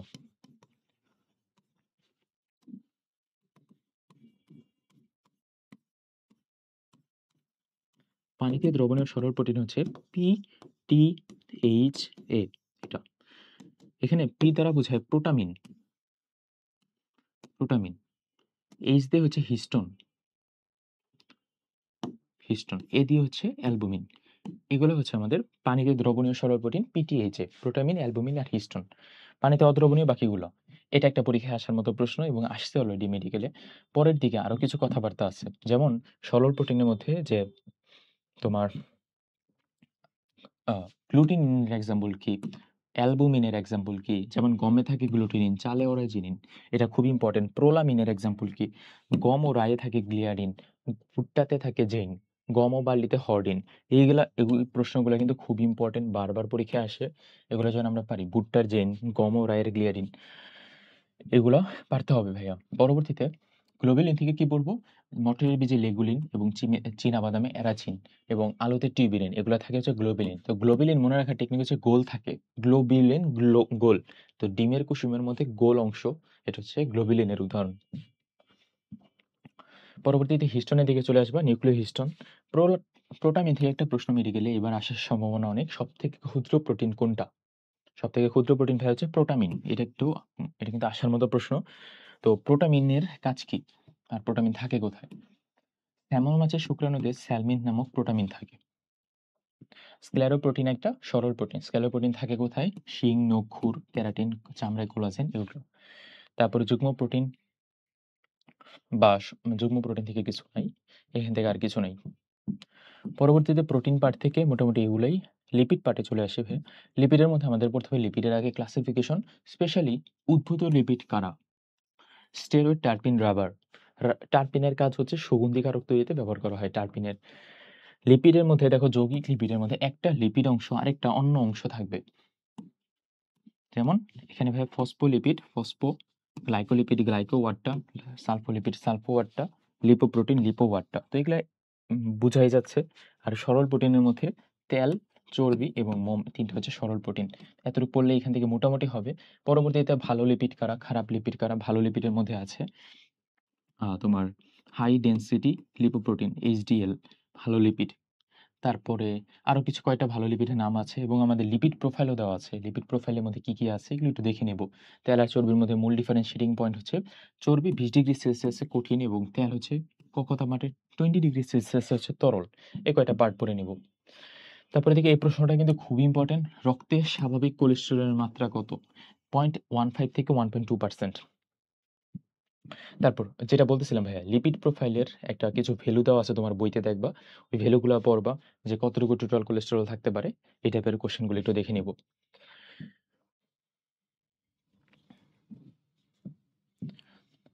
পরবর্তীতে এখান থেকে গেছি না, আমরা চলে যাই সরাসরি অণুজীব চ্যাপ্টারে। আচ্ছা, অণুজীব চ্যাপ্টারে যাওয়ার আগে চোখে ছানি অপারেশনে কি ব্যবহার করা হয়? ট্রিপসিন। এরকম ভাবে কিছু এনজাইমের নাম পাবা, যে এনজাইম দিয়ে একটা পার্টিকুলার এক একটা করে কাজ করা হয়। যেমন চোখের ছানি অপারেশনে কি ব্যবহার করা হয়? গত বছর একটা প্রশ্ন করছিল যে মস্তিষ্কের মধ্যে জমাট রক্ত গলাতে কি ইউজ করা হয়? ইউরোবাইলেজ এনজাইম। তো এই টাইপের প্রশ্নগুলো যেন ভাইয়া পারি, আশা করি হয়ে যাবে। তারপরে চিকিৎসা ক্ষেত্রে কি কি এনজাইম ব্যবহার করা হয়? তো রক্ত জমাট গলাতে ইউরোবাইলেজ এনজাইম ব্যবহার করা হয়। তো এগুলো পারা যাবে। সরাসরি চলে আসি আমরা অণুজীব চ্যাপ্টারে এবং অণুজীব চ্যাপ্টার থেকে খুব ইম্পর্টেন্ট কিছু প্রশ্ন আসে। ওটা নিয়ে আলোচনা করি। হচ্ছে অকোষীয় এবং ভাইরাসের মধ্যে আরো কিছু কথাবার্তা আছে, যেমন ভাইরাস এসিড, ক্ষার, লবণ প্রতিরোধে সক্ষম, ভাইরাস অ্যান্টিবায়োটিক এদের থেকে কোনো রকম প্রতিক্রিয়া সৃষ্টি করতে পারে না। এই টাইপের কথাবার্তাগুলো আছে। এবং ভাইরাসের মধ্যে কিন্তু কোনো ধরনের কোষ নেই। তুমি এটা কাজ করবা, তুমি ভাইরাস, ব্যাকটেরিয়া, শৈবাল, ছত্রাক, ব্রায়োফাইটা, টেরিডোফাইটা, নগ্নবীজ, আবৃত বীজি সিরিয়াল করে এভাবে একটা বড় পেজের মধ্যে একটা ছক বানাবা। সবগুলোর মধ্যে ক্যারেক্টারিস্টিক্স ফিচারগুলো আলাদা আলাদা করবা। তাহলে তোমার জন্য এই যে কয়েকটা চ্যাপ্টার 4 থেকে শুরু করে 7 পর্যন্ত সবগুলা খুব ভালো মতো পড়া হয়ে যাবে। আসো আমি কিছু জিনিস দেখাই দিই আরো, যে ভাইরাসের মধ্যে ডিএনএ অথবা আরএনএ থাকে। তো আমরা সরাসরি চলে যাই ভাইরাস আর ব্যাকটেরিয়ার পার্থক্যতে। তার আগে আরো কিছু কথাবার্তা আছে এখানে ভাইয়া। যেমন ভাইরাসের মধ্যে জেনেটিক রিকম্বিনেশন ঘটে। খুব ইম্পর্টেন্ট কোশ্চেন। ভাইরাস হচ্ছে জীব এবং জ্বরের মধ্যে একটা সেতুবন্ধন। পরে ভাইয়া ভাইরাসের মধ্যে আরো অনেকগুলো ইম্পর্টেন্ট কথা আছে, যেমন ভাইরাসের মধ্যে নিউক্লিক অ্যাসিড থাকে, ক্যাপসিড থাকে। তারপর কিছু কিছু ভাইরাসের মধ্যে বহিঃস্থ আবরণ থাকে। বহিঃস্থ আবরণযুক্ত ভাইরাসগুলো কি কি? ইনফ্লুয়েঞ্জা, হারপিস, এইচআইভি, করোনা, তারপর এগুলা হচ্ছে ক্যাপসিড থাকে বাইরে। ক্যাপসিডের আবরণযুক্ত লিপোভাইরাস কাদের বলা হয়? এই টাইপের প্রশ্ন আছে। যাদের বাইরের একটা লিপোপ্রোটিন আবরণ থাকে তাদের লিপোভাইরাস বলা হয়। তার পরবর্তীতে ভাইয়া আরো কিছু ইম্পোর্টেন্ট কথা, যেমন দণ্ডাকৃতির ভাইরাস কারা, গোলাকৃতির ভাইরাস কারা, এই ২ টা একটু পড়ে রাখবো। গোলাকৃতির মধ্যে পোলিও খুব ইম্পোর্টেন্ট, ডেঙ্গু খুব ইম্পোর্টেন্ট। সিলিন্ডিকারটাও খুব ইম্পোর্টেন্ট। এটার এক্সাম্পল ইবোলা এবং মটোলে স্ট্রিক ভাইরাস। ডিএনএ ভাইরাস কারা, আরএনএ ভাইরাস কারা, খুব ইম্পোর্টেন্ট। সরাসরি চলে আসো আগে ডিএনএ এবং আরএনএ ভাইরাসের মধ্যে পার্থক্যতে। এই ভাইরাস পার্ট থেকে কোনো কিছু স্কিপ করবা না, সবই মোটামুটি ভালোমতো পড়ে যাবা। ডিএনএ ভাইরাস আরএনএ ভাইরাসের মধ্যে মূল পার্থক্য হচ্ছে এই জায়গাতেই যে ডিএনএ ভাইরাসগুলা ম্যাক্সিমাম দেখো টি দিয়ে ২টা নাম, টি2, টিআইভি, তারপরে ভি দিয়ে ২টা নাম, ভ্যাক্সিনিয়া, ভেরিওলা, তারপরে adeno herpes simplex. T two, TIV, vaccinia, variola এবং অ্যাডিনো হার্পিস সিমপ্লেক্স, এগুলো সবগুলো হচ্ছে ডিএনএ ভাইরাস। তারপরে কিছু বৈশ্য আবরণযুক্ত ভাইরাসের নাম আবার দেওয়া আছে, এইচআইভি, হার্পিস, ইনফ্লুয়েঞ্জা। এগুলো একটু টেকনিক দিয়েও মনে রাখা যায়, তুমি নইলে এমনিও মনে রাখতে পারো, কিন্তু এগুলো পড়তে হবে ভাইরাসের মধ্যে। পরবর্তীতে আহ, পরবর্তীতে ভাইয়া এই কথাটা মাথায় রাখবো আমরা, কারা কারা প্রিয়ন কি, ভিরিয়েট কি আর ভিরিয়ন কি। তো ভিরিয়ন মনে রাখবো যে সম্পূর্ণ অংশ, মানে ডিএনএ অথবা আরএনএ থাকে, মানে এতে প্রোটিন থাকে, উদ্ভিদ প্রাণী রোগ সৃষ্টি করে, মানে দেখো সবকিছু ফুলফিল অবস্থায় আছে। ভিরিয়েট, ভিরিয়েটের মধ্যে প্রোটিন থাকে না, এদের মধ্যে প্রোটিন আবরণটা থাকে না, মাঝখানের যে ডিএনএ মানে এদের ডিএনএ থাকে না, আরএনএ থাকে, এবং মাঝখানের যে নিউক্লিক অ্যাসিডটা আরএনএ, এটা হচ্ছে ভিরিয়েট। এতটুকু অংশ মনে রাখবে, এটা শুধুমাত্র উদ্ভিদের রোগ তৈরি করতে পারে, মানে মাঝামাঝি জায়গায়। প্রিয়ন্সে প্রিয়ন্সে যদি আসো, প্রিয়ন্সের মধ্যে নিউক্লিক অ্যাসিড থাকে না, শুধুমাত্র প্রিয়নের প্রোটিন আবরণ থাকে এবং শুধু প্রাণীতে রোগ তৈরি করতে পারে। দেখো প্রিয়ন, প্রোটিন, প্রাণীতে রোগ তৈরি করে, এই কয়টা জিনিস একটু দেখে রাখলেই চলবে এখান থেকে ভাইয়া। পরবর্তীতে আরো কিছু এখান থেকে আরো টি2 ভাইরাসের কিছু কথাবার্তা বলে দেওয়া আছে, নোবেল করোনা ভাইরাসের কিছু কথাবার্তা তোমরা একটু এখান থেকে পড়বা। এখানে আসো যে ভাইরাসের একটা ছক পাবা যে কি ভাইরাস দিয়ে কি রোগ তৈরি হয়। যেমন পেপিলোমা ভাইরাস খুব ইম্পর্টেন্ট, অ্যানোজেনিটাল ক্যান্সার তৈরি করে। হার্পিস সিমপ্লেক্স ক্যাপোসি সার্কোমা তৈরি করে। ফুড অ্যান্ড মাউথ ভাইরাস দিয়ে গবাদি পশুর ফুড অ্যান্ড মাউথ রোগ তৈরি করতে পারে। H1N1 দিয়ে কি করে, H5N1 দিয়ে কি করে, সোয়াইন ফ্লু কি দিয়ে হয়, জলাতঙ্ক কি দিয়ে হয়, গুটি বসন্ত কি দিয়ে হয়, জলবসন্ত কি দিয়ে হয়, এগুলো খুব ইম্পর্টেন্ট ভাইয়া। জলবসন্ত হয় ভেরিওলা দিয়ে, এটা কিন্তু ভুল হয় আমাদের মাঝে মাঝে, এটা খুব ইম্পর্টেন্ট পড়তে হবে। ফ্ল্যাভি ভাইরাস দিয়ে কি হয়, ডেঙ্গু। তারপরে দেখো রাইনো ভাইরাস দিয়ে হয় সাধারণ সর্দি, আর হাম তো হয় রুবিওলা দিয়ে। তো রুবিওলা দিয়ে যে হাম হয় এটা কিন্তু অনেক ইম্পর্টেন্ট, এটা ভুল করি আমরা যেন, পরীক্ষায় পারতে হবে এগুলো। তারপরের দিকের হেপাটাইটিসের ক্ষেত্রে হেপাটাইটিস বি ভাইরাস হচ্ছে একটা ডিএনএ ভাইরাস। এটা পরে প্রথমত আমাদের মাথায় রাখতে হবে। হেপাটাইটিস বি ভাইরাসের সুপ্তাবস্থায় ৪৫ থেকে ১৮০ দিন। হেপাটাইটিস বি ভাইরাস তুমি যদি নির্ণয় করতে চাও তাহলে এজি মানে এইচবি সারফেস অ্যান্টিজেন নির্ণয় করতে হবে। পরবর্তীতে হেপাটাইটিস বি ভাইরাসের প্রতিরোধক হচ্ছে পেন্টাভ্যালেন্ট ভ্যাকসিন। তারপর ডেঙ্গু ভাইরাসের ক্ষেত্রে মনে রাখতে হবে যে ডেঙ্গুর কিছু লক্ষণ পাওয়া যায়, যেটার মধ্যে ইম্পর্টেন্ট কিছু লক্ষণ মাথা ব্যথা, কোমরের পিঠে ব্যথা হওয়া, এটাকে বলে হাড় ভাঙা ডেঙ্গু জ্বর। তো ডেঙ্গু জ্বরের মধ্যে ২টা ডেঙ্গু জ্বরে ভাগ করা যায়, এটা হচ্ছে ক্লাসিক্যাল ডেঙ্গু ফিভার আর এটা হচ্ছে হেমোরেজিক ডেঙ্গু ফিভার। তো ক্লাসিক্যাল ডেঙ্গু ফিভার এরকম কোমরে ব্যথা হয়, আর যে হেমোরেজিক ডেঙ্গু ফিভার ডেঙ্গু জ্বর, এটার মধ্যে মনে রাখতে হয় যে হোমো কনসেন্ট্রেশন পাওয়া যায়। হোমো কনসেন্ট্রেশন পাওয়া যায় বলতে প্লাটিলেটের পরিমাণ ভীষণ হ্রাস পায়। এই ২টা কথা একটু মনে রাখবো। ডেঙ্গু কিভাবে তুমি নির্ণয় করতে পারবা, ইমিউনোগ্লোবুলিন জি এবং ইমিউনোগ্লোবুলিন এম অ্যান্টিবডির মাধ্যমে, এনএসআই অ্যান্টিবডির মাধ্যমে, এনএসআই অ্যান্টিজেনের মাধ্যমে।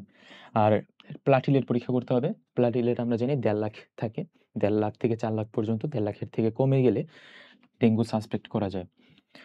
পরবর্তীতে পাপায়া রিং স্পট ভাইরাস, এটা যে ভাইরাস দিয়ে হয় এটা একটু মাথায় রেখো। কোনটা ভাইরাস দিয়ে হয়, কোন রোগটা ব্যাকটেরিয়া দিয়ে হয়, এগুলো কিন্তু খুবই ইম্পর্টেন্ট, মনে রাখতে হবে। দেখো এখানে খুবই ইম্পর্টেন্ট একটা ছক যেটা আমাদের হাসান স্যারের বইতে দেওয়া আছে, লিভার ক্যান্সার হেপাটাইটিস বি দিয়ে, এটা তুমি পারো, যেটা পারো না ওইটা দেখে। লিম্ফোমা বা নেজোফেরিঞ্জিয়াল ক্যান্সার ইপস্টেন বার ভাইরাস দিয়ে হয়। টি সেল লিউকেমিয়া হয় human T cell leukaemia virus দিয়ে। অ্যানিজোনিটাল ক্যান্সার হয় পেপিলোমা ভাইরাস দিয়ে। ক্যাপোসি সার্কোমা হয় হার্পিস সিমপ্লেক্স দিয়ে। এই 4টা জিনিস যেন একদমই না ভুল করি, একদমই না ভুল করি, এটা খুবই ইম্পর্টেন্ট, খুব ইম্পর্টেন্ট। আবার বলি, লিম্ফোমা ইপস্টেন বার ভাইরাস দিয়ে, লিম্ফোমা বা nasopharyngeal cancer Epstein Barr virus, T cell leukaemia human T cell leukaemia virus দিয়ে, নামের মধ্যে অ্যান্সার আছে। কিন্তু এই অ্যানিজোনিটাল ক্যান্সার এটা পেপিলোমা দিয়ে হবে এবং ক্যাপোসি সার্কোমা হার্পিস সিমপ্লেক্স দিয়ে হবে। দুইটা খুবই ইম্পর্টেন্ট, খুব। পরবর্তীতে ব্যাকটেরিয়া পার্টে চলে যাবা। ব্যাকটেরিয়া থেকে মোটামুটি অনেক পড়ার জিনিসই আছে, যেমন ব্যাকটেরিওলজির জনক কে? লুই পাস্তুরকে বলা হয় আধুনিক ব্যাকটেরিওলজির জনক। এরকম কিছু কথাবার্তা আছে। ব্যাকটেরিওলজি এবং প্রোটোজুলজির জনক বলা হয় কাকে? Antonie van Leeuwenhoek. তারপরের দিকে ব্যাকটেরিয়ার কিছু নরমাল বৈশিষ্ট্য দেওয়া আছে। এইটা খুব ইম্পোর্টেন্ট, যেটা পরীক্ষায় এবার আসার মতো। বাধ্যতামূলক অবয়বীয় বা অব্লিগেট অ্যানারোব। বাধ্যতামূলক অবয়বীয় মানে এদের অক্সিজেন থাকা যাবে না। অক্সিজেন থাকলে এরা বাঁচতে পারবে না। এক্সাম্পল হচ্ছে ক্লস্ট্রিডিয়াম। আর বাকিটাতে তুমি একটা লাইন পড়বা, বাকিটা বাধ্যতামূলক অবায়বীয় আমরা পড়ছি, তাহলে বাধ্যতামূলক বায়বীয় যেটা মানে অব্লিগেট অ্যারোব যেটা, ওইটা এক্সাম্পল অ্যাজোটোব্যাক্টর, মানে বাকিটা। একটা পড়লে আরেকটা পড়বো না। ব্যাকটেরিয়ার মধ্যে কিছু আছে গ্রাম পজিটিভ ব্যাকটেরিয়া, কিছু আছে gram negative bacteria. Gram positive এবং গ্রাম নেগেটিভ ব্যাকটেরিয়ার উদাহরণগুলো আমরা দেখে ফেলবো। ফ্লাজেলা পিলির মধ্যে পার্থক্যটা একটু দেখবো। ব্যাকটেরিয়ার উপকারিতার মধ্যে খুবই ইম্পর্টেন্ট ভাইয়া, অনেক ব্যাকটেরিয়া দিয়ে বিভিন্ন ধরনের টিকা বানানো হয়, যেমন ডিপিটি টিকা বানানো হয়, ডিপথেরিয়া, পার্টুসিস এবং টিটেনাস, ৩টা ব্যাকটেরিয়ার সমন্বয়ের মাধ্যমে। মাটির উর্বরতা বৃদ্ধি করতে ব্যাকটেরিয়া ইউজ করা হয়। তারপর নাইট্রোজেন ফিক্সেশনের জন্য, নাইট্রিফিকেশনের জন্য নাইট্রোসোমোনাস, নাইটোকক্কাস ব্যাকটেরিয়া। তাছাড়া এখানে একটা ইম্পর্টেন্ট কথা, যে নাইট্রোজেন সংবধনে Azotobacter, Pseudomonas Clostridium, ACP use করা হয়। পরবর্তীতে কফি প্রক্রিয়াজাতকরণে, চা কফি প্রক্রিয়াজাতকরণে বেসিলাস মেগাথেরিয়াম, খুবই ইম্পর্টেন্ট প্রশ্ন ভাইয়া এটা। তার পরবর্তীতে পাটের আঁশ ছাড়াতে ক্লস্ট্রিডিয়াম, চামড়া শিল্পে বেসিলাস।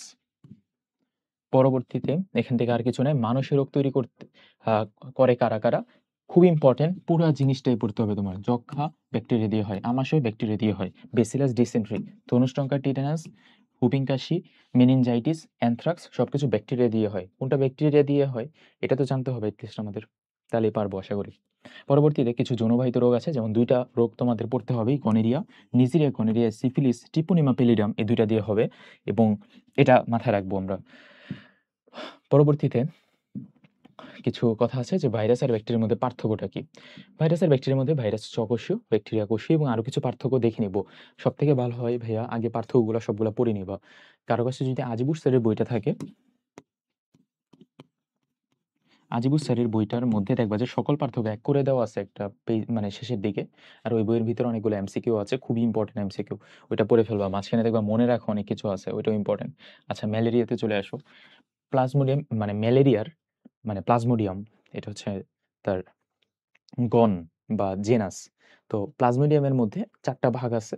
তো যেটা বাংলাদেশে পাওয়া যায়, Plasmodium falciparum, Plasmodium ovale, Plasmodium vivax এবং প্লাজমোডিয়াম ম্যালেরি।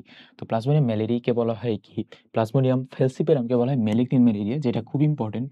আর প্লাজমোডিয়াম ভাইভেক্সকে বলা হয় বিনাইন টার্সিয়ান ম্যালেরিয়া। তো সবগুলাই দেখো ২ দিন পর জ্বর আসে। ২ দিন, ২ দিন, ২ দিন। একমাত্র যেটা লাস্টেরটা প্লাজমোডিয়াম ম্যালেরি, এটা ৩ দিন পর জ্বর আসে। যেহেতু ৩ দিন পর জ্বর আসে, যার কারণে এটা হচ্ছে কোয়াটারনারি ম্যালেরিয়া। এরকম নাম, কোয়াটারনারি ম্যালেরিয়া। আলাদাভাবে একটু দেখে রাখবো। ম্যালেরিয়া কি দিয়ে হয় তাহলে? স্ত্রী অ্যানোফিলিস মশকে দিয়ে হয়। ম্যালেরিয়ার লক্ষণগুলো একটু দেখে নেব। মানুষ হচ্ছে এখানে মাধ্যমিক পোষক। ইম্পর্টেন্ট একটা কথা হচ্ছে, ম্যালেরিয়ার মধ্যে কিছু হেপাটিক সাইজোগনি এবং এরিথ্রোসাইটিক সাইজোগনি পাওয়া যায়। মানুষের দেহের মধ্যে হয় অযৌন চক্র এবং মনুষ্যের দেহে হয় যৌন চক্র। হেপাটিক সাইজোগনির স্টেপসগুলোর নাম পারলে একটু দেখে যাব। এরিথ্রোসাইটিক সাইজোগনি খুবই ইম্পর্টেন্ট, স্টেপসগুলোর নাম একটু পড়ে যাব। অ্যামিবোএট্রোফোজয়েড এই ধাপটা খুব ইম্পর্টেন্ট। এই ধাপের মধ্যে সাফনাস দানা পাওয়া যায়। অনেক সময় অ্যামিবোএট্রোফোজয়েড অপশনে থাকে না, সাইজোন দাগাইতে হয়, সাফনাস দানা পাওয়া যায়। আর ম্যালেরিয়ার যে মানুষের ধাপের শুরুর ধাপকে স্পোরোজয়েড এবং শেষের ধাপ হচ্ছে গ্যামিটোসাইট। অপরপক্ষে মশকের শরীরের মধ্যে শুরু হয় গ্যামেট সৃষ্টি থেকে, শেষ হয় আবার স্পোরোজয়েড থেকে। এই শুরুর ধাপ কোনটা, শেষের ধাপ কোনটা, কোন ধাপে কি হয়, কোন ধাপে পাইরোজেন খরিত হয়, কোন ধাপ ক্ষণস্থায়ী, ক্ষণস্থায়ী ধাপ হচ্ছে ভাইয়া ট্রোফোজয়েড। এগুলো একটু মাথায় রাখবো। পরবর্তীতে এখানে এই যে একই কথাগুলো বলে দেওয়া, আমরা শৈবাল ছত্রাক চ্যাপ্টারে চলে যাই। দেখো তো এই প্রশ্নটা পারা যায় কিনা, যে ৫ কার্বন বিশিষ্ট মনোস্যাকারাইড কোনটা? অ্যারাবিনোস। নিচে কোনটি গ্রেপ সুগার, গ্লুকোজ? পারবো এগুলো আশা করি। শৈবাল ছত্রাক চ্যাপ্টারে খুব ইম্পর্টেন্ট। আমরা সংক্ষেপে পড়ি। শৈবাল এর গুরুত্ব কি, ছত্রাকের গুরুত্ব কি, লাইকেনের গুরুত্ব কি, আগে গুরুত্বগুলা দেখবো। তারপরে দেখবো যে শৈবালের শ্রেণী বিভাগটা কি, মানে ভাগ বাটোয়ারাগুলা কি, যেটা একদম না জানলেই না। তোমাকে যেটা শুরুতে বললাম, আগে একটা পার্থক্য করবা, শৈবাল, ছত্রাক, লাইকেন এগুলো পার্থক্য করে করে পড়বা, আরো সুবিধা হবে। এখানে লিথোফাইট, আমি কিছু টপিক আছে। লিথোফাইট হচ্ছে বেন্থিক শৈবাল কি, লিথোফাইট কি, মাইকোলজি কি, ফাইকোলজি কি, জিনিস এই যে ফাইকোলজি মানে তোমার শৈবাল বিদ্যা। তো কোনটাকে কি বুঝায় শুরুর দিকে টপিকগুলো তোমার দাগানো আছে, ওগুলো একটু দেখে নিবা। লিথোফাইট হচ্ছে পাথরের গায়ে জন্মানো যে শৈবাল। বেন্থিক শৈবাল হচ্ছে তোমার জলাশয়ে জন্মানো শৈবাল। মেন কথায় আসি ভাইয়া, শৈবালের মধ্যে আহ কোষ প্রাচীর সেলুলোজ নির্মিত, এটা হচ্ছে মূল কথা। শৈবালের সঞ্চিত খাদ্য শর্করা, সায়ানোব্যাকটেরিয়াতে গ্লাইকোজেন। এটা কিন্তু আসার মতো প্রশ্ন এবার মেডিকেলে, যে সায়ানোব্যাকটেরিয়াতে কি সঞ্চিত থাকে। সায়ানোব্যাকটেরিয়াতে গ্লাইকোজেন সঞ্চিত থাকে। পরবর্তীতে শৈবালের স্ট্রাকচারের মধ্যে এখানে আরো অনেকগুলো কথাবার্তা বলে দেওয়া, যেমন পাতার মধ্যে উলভা, তারপর সাইফনের মতো ভালচেরিয়া, তারপর আহ আরো কিছু আছে, তারপরে ক্লোরোপ্লাস্টের চেহারাগুলো কিরকম, সর্পিল আকৃতির স্পাইরোগাইরা, গার্ডাল আকৃতির উলোথ্রিক্স। খুবই ইম্পর্টেন্ট প্রশ্ন এগুলো। পরবর্তী টপিকের মধ্যে আমরা মাথায় রাখবো যে সিনোসাইটিক শৈবাল কারা, ভাউচেরিয়া এবং বোটিডিয়াম সিনোসাইটিক শৈবাল। পরবর্তীতে আমরা এই শৈবালের শ্রেণী বিভাগটা পড়বো, যেটার মধ্যে সব থেকে ইম্পর্টেন্ট হচ্ছে এটা দেখো, পাইরোফাইটা অগ্নিশৈবাল, প্যারামাইলন হচ্ছে এদের সঞ্চিত খাদ্য, ক্লোরোফাইটা সবুজ শৈবাল, এক্সাম্পল মানে সঞ্চিত খাদ্য হচ্ছে শ্বেতসার। পারলে এক্সাম্পলগুলোও দেখতে পারো। আর কেউ যদি চাও পুরা ছকটা পড়তে, তাহলে এই পর্যন্ত পড়বা, মানে এই পর্যন্ত, লাস্টেরটা পড়বো না। লাস্টেরটা এখানে নামগুলা বেশি, তো এগুলা বাদ দিব, উপরেগুলা নামগুলো মনে রাখবো এবং টেকনিক দিয়ে মনে রাখতে পারবো।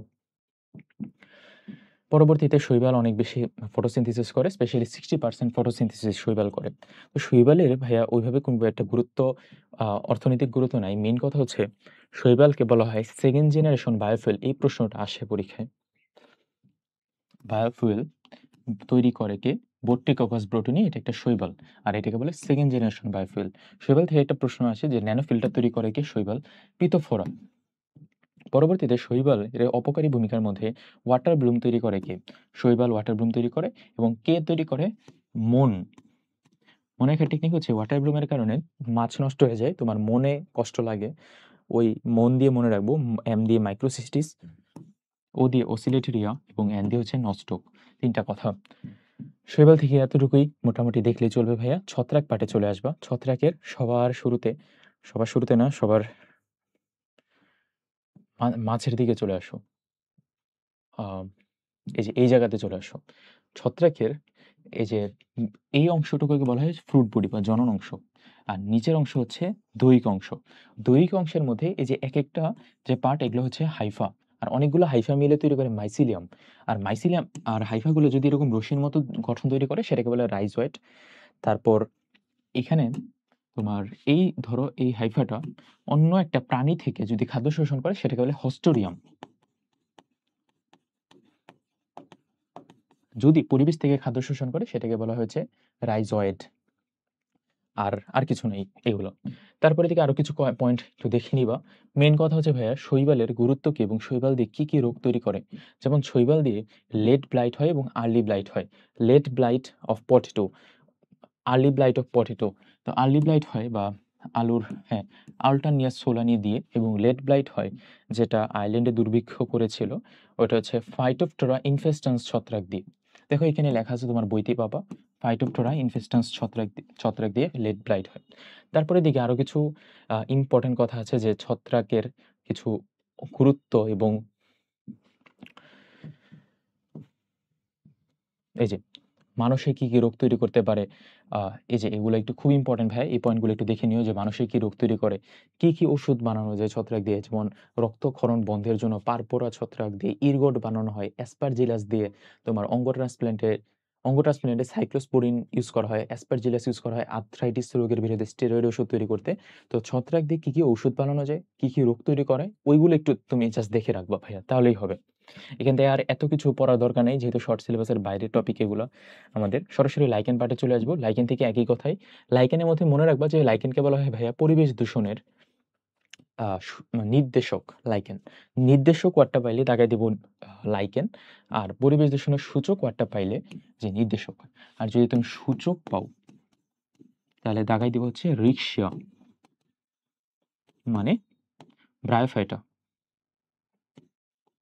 তো এই দুইটা প্রশ্ন আমাদের খুব ইম্পর্টেন্ট। লাইকেন থেকে আরো অনেকগুলো প্রশ্ন আছে, যেমন কি রোগ তৈরি করতে পারে, ইম্পর্টেন্ট কি ভূমিকা কি, এগুলো একটু দেখতে পারবো, বা লাইকেন দিয়ে কিছু ক্রিম মানে টিউমার প্রতিরোধক ক্রিম বানানো হয় উষ্ণ এবং ইভোসিন লাইকেন দিয়ে। ওই টাইপের প্রশ্নগুলো মাঝে, মাঝে দেয়। পরবর্তীতে আমরা যদি ব্রায়োফাইটা, টেরিডোফাইটা চ্যাপ্টারে চলে যাব, সবার ১ম এ জাস্ট এই পার্থক্যটা পড়বা। ব্রায়োফাইটা, টেরিডোফাইটার মধ্যে পার্থক্যটা কি?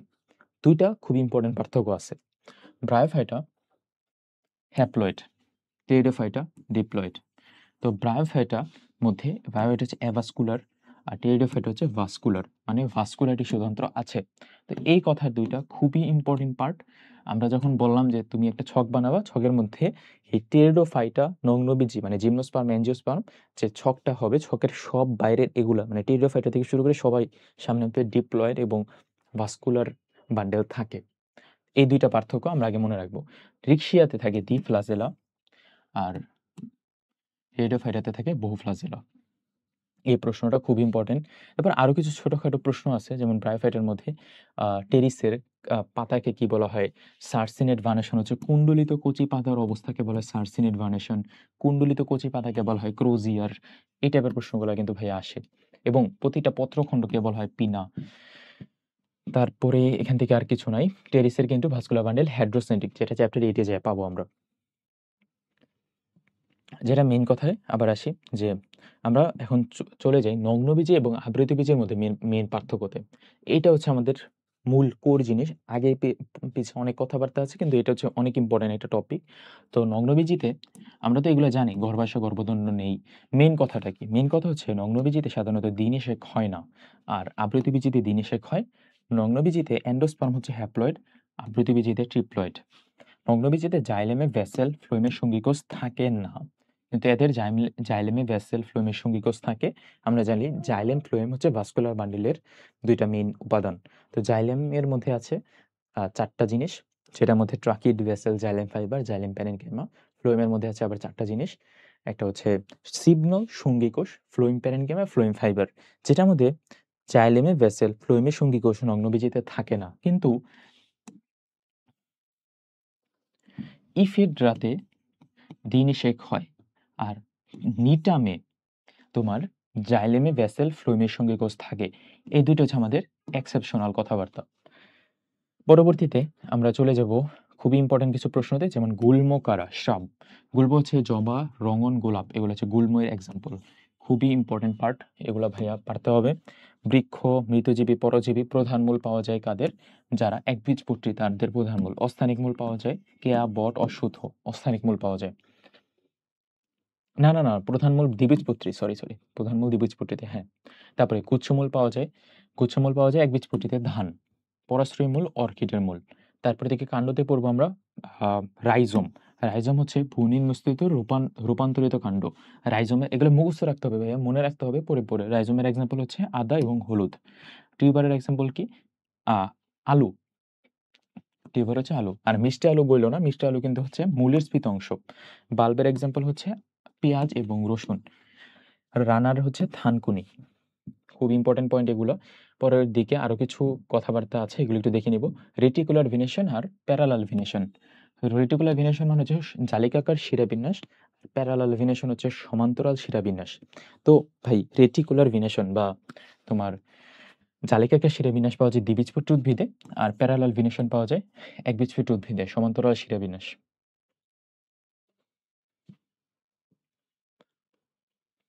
পরবর্তী টপিক হচ্ছে পুষ্পমঞ্জরি বিন্যাসের মধ্যে ২ ভাবে ভাগ করা যায়, একটা হচ্ছে রেজিমোস আর হচ্ছে সাইমোস। রেজিমোস হচ্ছে অনিয়ত আর সাইমোস হচ্ছে নিয়ত। রেজিমোসের মধ্যে আবার আছে রেজিম, সরিষা, স্পাইক, রজনীগন্ধা। তারপর স্পাইকলেটের এক্সাম্পল হচ্ছে ধান, গম। স্পাইকলেট খুবই ইম্পর্টেন্ট। একবীজপত্রী উদ্ভিদের পুষ্পবিন্যাস কিরকম? যদি এরকম আসে তাহলে তুমি বলবা যে স্পাইকলেট। একবীজপত্রী উদ্ভিদের রজনীগন্ধা হচ্ছে স্পাইক। পরবর্তীতে ক্যাপিচুলামের এক্সাম্পল গাঁদা, সূর্যমুখী।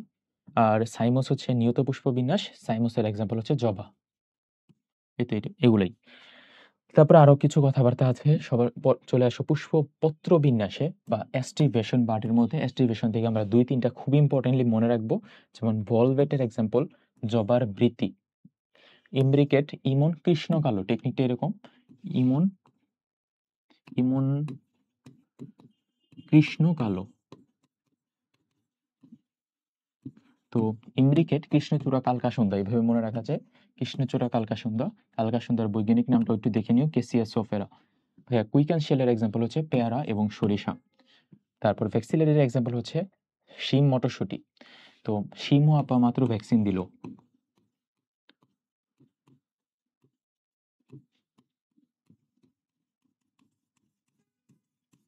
এটা হচ্ছে আমাদের টেকনিক। তো এটা দিয়ে হচ্ছে শিম, মটরশুঁটি, ভ্যাক্সিলারির এক্সাম্পল কি? শিম, মটরশুঁটি আর অপরাজিতা, ভ্যাকসিন দিয়ে ভ্যাক্সিলারি। তারপরে দিকে এগুলো গেল পুষ্পপত্র বিন্যাস। তারপরে আসো অম্রা বিন্যাসের মধ্যে আরো কিছু কোশ্চেন আছে। গর্ভপাতের এক্সাম্পল কি? গর্ভকুটি কারা, গর্ভশীর্ষ কারা। এটি একটু পরে রাখো, গর্ভশীর্ষ হচ্ছে কুমড়া, পেয়ারা। প্লাসেন্টেশনে চলে আসবো। মার্জিনাল এক প্রান্তীয়, এটা ইম্পর্টেন্ট না। এক্সেল বা অক্ষীয় জবা, এটা খুব ইম্পর্টেন্ট। প্রি সেন্ট্রালে হচ্ছে এটা আসবে না খুব একটা, সুপারফিশিয়ালটা আসে।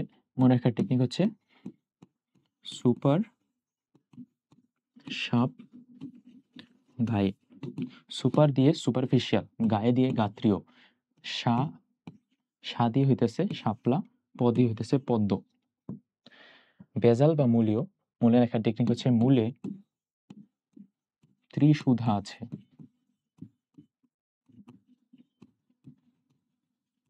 খুব ইম্পর্টেন্ট ভাইয়া, মূলেতে মূলীয়, ত্রি দিয়ে ত্রিধারা, সুতে হইতেছে সূর্যমুখী, ধাতে ধান। তো ত্রিধারা, সূর্যমুখী, ধান, এগুলো হচ্ছে অম্রবিন্যাস, একবীজপত্রী উদ্ভিদের অম্রবিন্যাস, বেজাল বা মূলীয়। এপিকাল বা শীর্ষকের মধ্যে লাল পাতা, ধনিয়া মনে রাখতে পারো। ফলের মধ্যে ফল ভাই খুব ইম্পর্টেন্ট, তোমরা আর কিছু পড়ে যাও না যাও, ফলগুলা খুব ইম্পর্টেন্ট, সবগুলা ফলই পড়ে যাবা। স্পেশালি স্পেশালি এই যে এই অপকৃত ফল হচ্ছে আপেল, কাঁঠাল। তারপর গুচ্ছিত ফল তোমার কই আতা, স্ট্রবেরি। যৌগিক ফল কাঁঠাল, এই তিনটা খুবই ভেজাল বাজে।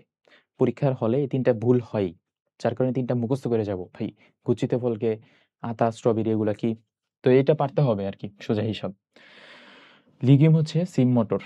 ক্যাপসুল হচ্ছে ধুতুরা, ঢেঁড়স, পাট। এগুলো একটু পরে ফেলবো, বাকিগুলো সিলিকোয়া, সরিষা। বেরি তো খুব ইম্পর্টেন্ট, কলা, টমেটো। মনে রাখার টেকনিক হচ্ছে ক্যাডবেরি, কলা, টমেটো। সাইজোকার্প হচ্ছে ধনে, গাজর। সেরোসিস হচ্ছে যেটা রসালো, কাঁঠাল এবং আনারস।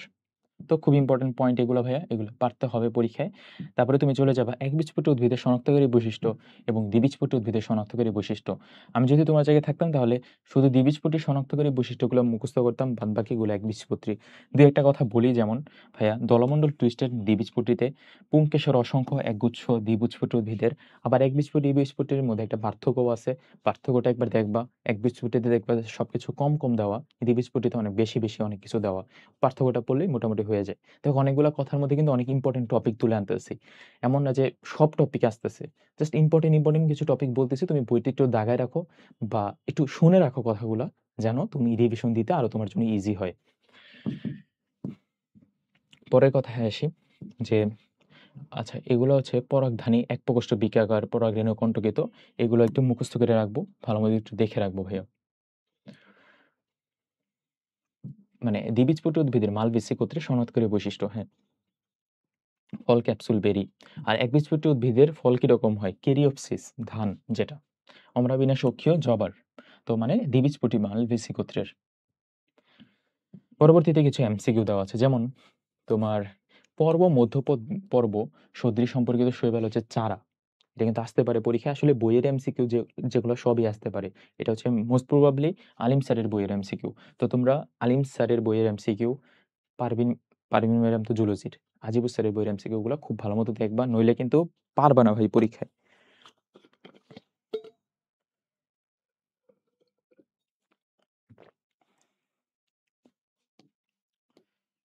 দেখো রিকশিয়ার স্ত্রী জননাঙ্গের নাম কি আর পুং জননাঙ্গের নাম কি? এটা হচ্ছে আর্কিগোনিয়া, অ্যান্থেরিডিয়াম, এগুলো একটু দেখতে হবে। টেরিসের কচি পাতাকে কি বলা হয়? ক্রোজিয়ার। খুব ইম্পর্টেন্ট। রিকশিয়ার পুং জননাঙ্গ অ্যান্থেরিডিয়াম। আসলে ভাইয়া এমসিকিউ না পড়লে মনে থাকবে না এগুলো।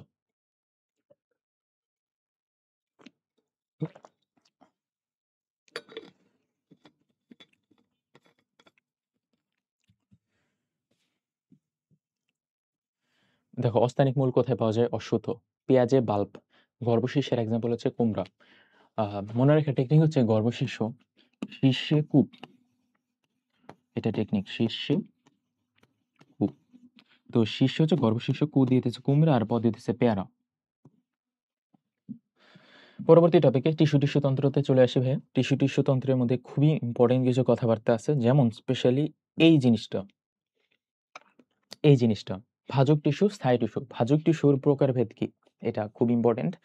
তো সবগুলা পড়ার দরকার নেই, যেটা বলতেছে এটা একটু পড়ে রাখো। অবস্থান অনুসারে শীর্ষস্থ মানে শীর্ষে উপরে, মাঝামাঝি যেটা ইন্টারক্যালারি মানে ইন্টারমিডিয়েট, আর এটা হচ্ছে পার্শ্বীয় পাশে, উপরে মাঝে পাশে। তারপরে কোষ বিভাজন অনুসারে মাস যেটা সকল তলে বিভাজিত হয়, প্লেট 2 তলে বিভাজিত হয়, রিব যেটা 1 তলে বিভাজিত হয়। পরবর্তীতে কাজ অনুসারে প্রোটোরাম, প্রোকেমিয়াম আর গ্রাউন্ড মেরিস্টেম। তো এই কয়টা পড়তে হবে, বাকিগুলা ধরে নাও বাকিটা। পরে আসি, এখানে পার্শ্বীয় ভাজক টিস্যু এবং সেকেন্ডারি ভাজক টিস্যুর এক্সাম্পল হচ্ছে কর্ক ক্যাম্বিয়াম এবং ইন্টারফেসিকুলার ক্যাম্বিয়াম। এই দুইটা এক্সাম্পল মাথায় রাখতে হবে, দুইটার একই, পার্শ্বীয় এবং সেকেন্ডারি। পরের দিকে মাসের এক্সাম্পল পড়বো না, প্লেটের এক্সাম্পল হচ্ছে পাতা, রিবের এক্সাম্পল হচ্ছে বর্ধিষ্ণুমূল কাণ্ডের মজ্জারশ্মি। তারপর প্রোটোটাম, প্রোক্যাম্বিয়াম, গ্রাউন্ড, এটা তো আমরা একটু পরে ডিটেলসে আসছেই বইতে। তারপরে আসো পরের টপিকে। পরের টপিক হচ্ছে স্থায়ী টিস্যুর আবার কিছু প্রকারভেদ আছে ভাই, এটা একটু কষ্ট করে দেখে যাবা তুমি।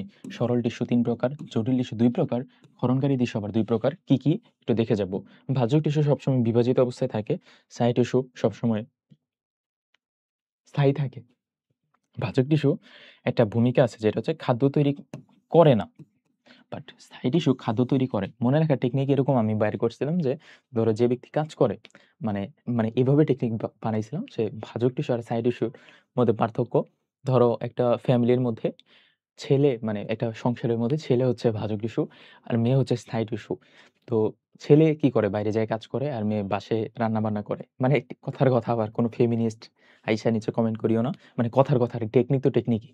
তো পরে ভাজক টিস্যু যে মানে ছেলে বাইরে কাজ করে, বিভাজনরত অবস্থায় থাকে, সব সময় কাজের মধ্যে থাকে, সব সময় কোনো ধরনের অবকাশ থাকে না। দেখো এখানে লেখা আছে কোনো কোষ অবকাশ থাকে না।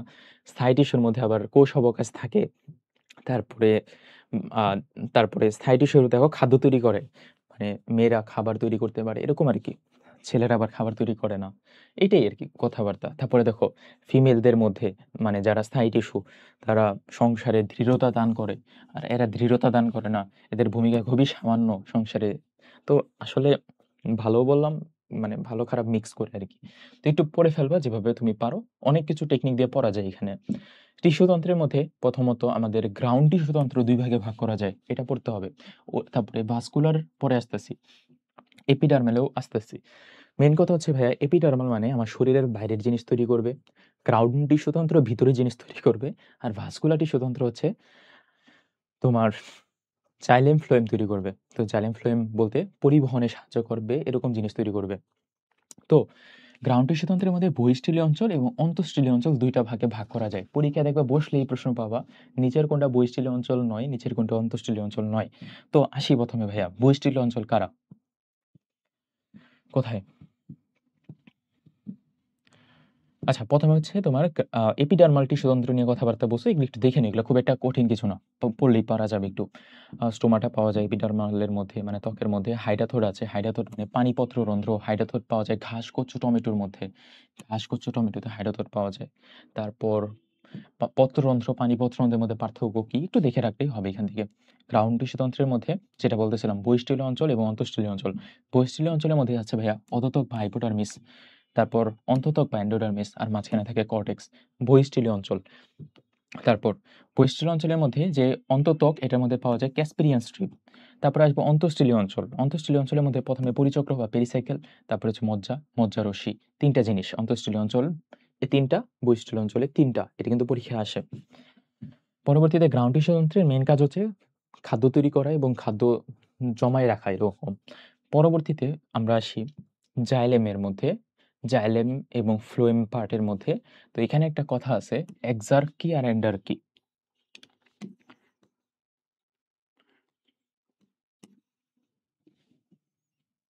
কাণ্ডে, আচ্ছা, মেটাজাইলেম, প্রোটোজাইলেম। তো আদি জাইলেমকে বলা হয় প্রোটোজাইলেম, এটাকে মাথায় রাখবো। মেটাজাইলেম হচ্ছে যেটা বড় গর্তযুক্ত জাইলেম, ওটা হচ্ছে মেটাজাইলেম। তো প্রোটোজাইলেম আর মেটাজাইলেমের বিন্যাসের উপর ভিত্তি করে এখানে ২ টা ভাগ আছে, এন্ডার্ক আর এক্সার্ক। এটা একটু তুমি একটু দেখে যাও ভাইয়া, এন্ডার্কি আর এক্সার্কি। এক্সার্ক পাওয়া যায় কোথায়, এন্ডার্ক পাওয়া যায় কোথায়।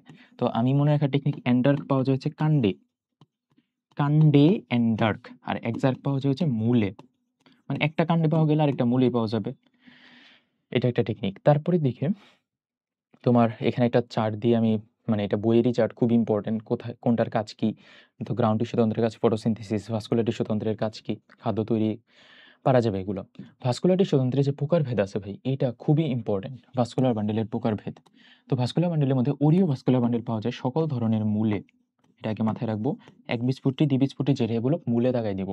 সমদ্বিপার্শ্বীয় এক্সাম্পল হচ্ছে লাউ কুমড়া শসা, লাউ কুমড়া শসা এগুলো। সমপার্শ্বীয়ের মধ্যে আবার দুইটা আছে, মুক্ত এবং বদ্ধ। বদ্ধ পাওয়া যায় একবীজপত্রী উদ্ভিদের কাণ্ডে, আর এটা পাওয়া যায় হচ্ছে দ্বিবীজপত্রী উদ্ভিদের কাণ্ডে। এতটুকু মাথায় রাখবো। হেটারোসেন্ট্রিকের এক্সাম্পল কি, ল্যাপ্টোসেন্ট্রিকের এক্সাম্পল কি। হেটারোসেন্ট্রিক হচ্ছে টেরিস লাইপোকন্ডিয়াম, এখানে এখানে আরো একটা এক্সট্রা অ্যাড করে দেওয়ার কথা। আচ্ছা না, টেরিস লাইপো, হ্যাঁ সিলজেনালা, যেটা চাইলেম কেন্দ্রিক বা হেটারোসেন্ট্রিক, টেরিস লাইপোকন্ডিয়াম সিলজেনালা, টেরিস লাইপোকন্ডিয়াম আর সিলজেনালা, এই তিনটা। আর ল্যাপ্টোসেন্ট্রিকের এক্সাম্পল হচ্ছে ড্রাসিনিয়া আর ইউকা, এই দুইটা। তো ভাইয়া তুমি এই তিনটা মনে রাখো, এটা মনে রাখার দরকার নেই খুব একটা, কিন্তু এই টোটাল ছকটা সম্পর্কে তোমার একটা আইডিয়া থাকা লাগবে বইয়ের এমসিকিউ পারার জন্য, বা ওভারঅল এবার মেডিকেল ভর্তি পরীক্ষা এমসিকিউ পারার জন্য। পরবর্তীতে এখান থেকে আর কিছু নাই, মোটামুটি এগুলাই আমাদের এই চ্যাপ্টার 8 থেকে। চ্যাপ্টার 8 এর মধ্যে আরো কিছু কথাবার্তা আছে একটা ছকের মধ্যে, এগুলো একটি হিবিজিবি পার্ট। তুমি যদি চাও এখান থেকে কোনটার মধ্যে কি নাই এই কয়টা টপিক দেখে যাইতে পারো, যেমন দ্বিবীজ একবীজপত্রী উদ্ভিদের কাণ্ডে পরিচক্র নাই, এই টাইপের প্রশ্নগুলো একটু পড়ে যাইতে পারো আর কি। পরবর্তীতে আমরা চলে এসেছি চ্যাপ্টার 9-এ। চ্যাপ্টার 9-এর মধ্যে মোটামুটি অনেক কিছু আছে শুরুর দিকে, খনিজ লবণ সম্পর্কিত, পত্ররন্ধ্র সম্পর্কিত, এগুলো আমরা এত কিছু টাচ না করি। আমি এগুলা তোমাকে জাস্ট পিডিএফে দিয়ে দিই, তুমি একটু দেখে নিও। কিন্তু পড়ায় দিয়ে হচ্ছে সালোক সংশ্লেষণ আর শ্বসন, যেটা বেশি ইম্পর্টেন্ট। তো সালোক সংশ্লেষণ শ্বসনের মধ্যে আমি তোমাকে যদি একটু সামারি করে আগে বলি, যে সালোক সংশ্লেষণে সূর্যালোক এবং কার্বন ডাই অক্সাইড মিলে ক্লোরোফিলের সহযোগিতায় তৈরি করবে গ্লুকোজ এবং অক্সিজেন সালোক সংশ্লেষণে। তো গ্লুকোজ এবং অক্সিজেন তৈরি করবে, এবং ওই গ্লুকোজ এবং ওই অক্সিজেন, গ্লুকোজকে অক্সিজেন দ্বারা জারিত করে তৈরি করবে এটিপি, ওটা হচ্ছে শ্বসন। তো সালোক সংশ্লেষণ ধাপের মধ্যে ভাইয়া দুইটা ধাপ আছে, একটা হচ্ছে আলোক পর্যায়, আলোক নিরপেক্ষ পর্যায়। তো আলোক নিরপেক্ষ পর্যায় এবং আলোক পর্যায়ের মধ্যে কিছু কথাবার্তা উপরে থেকে দেওয়া, আলটিমেটলি আমাদের পড়তে হয় এখান থেকে। আলোক নিরপেক্ষ পর্যায়ের মধ্যে আবার ৩টা ধাপ আছে, এখান থেকে শুরু করি। কোথায় যেন, হ্যাঁ, আলোক নিরপেক্ষ পর্যায়ের মধ্যে ৩টা ধাপ আছে, একটা হচ্ছে কেলভিন চক্র, হ্যাচোসিলাক চক্র এবং ক্রিস্টালোসিয়ান অ্যাসিড মেটাবলিজম। এইখানে তুমি যদি কিছু নাও পড়ো, পুরা বোটানি বইতে কিচ্ছু যদি না পড়ো, অ্যাটলিস্ট এটা পড়ে যাবো। এই যে এই ছকটা পড়ে যাবো ভাই, কোথায় যেন, এই যে C3 আর C4 উদ্ভিদের মধ্যে পার্থক্য কি। এটা হচ্ছে আলোক নিরপেক্ষ অধ্যায়ের মধ্যে কেলভিন চক্র আর হ্যাচোসিলাক চক্রের মধ্যে পার্থক্য, one kind of C3 R C4 এর মধ্যে পার্থক্য কি।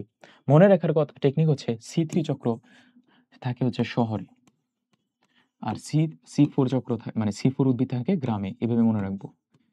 তো তারপরে তুমি মিলাই পড়বা, কিভাবে মিলাই পড়বা সব দেখায় না দিয়ে তোমরা কয়েকটা জিনিস বলি। দেখো, শহরে কার্বন ডাই অক্সাইড বেশি থাকে না কম থাকে, বেশি থাকে, ওদিক দিয়ে কার্বন ডাই অক্সাইড কম থাকে গ্রামে।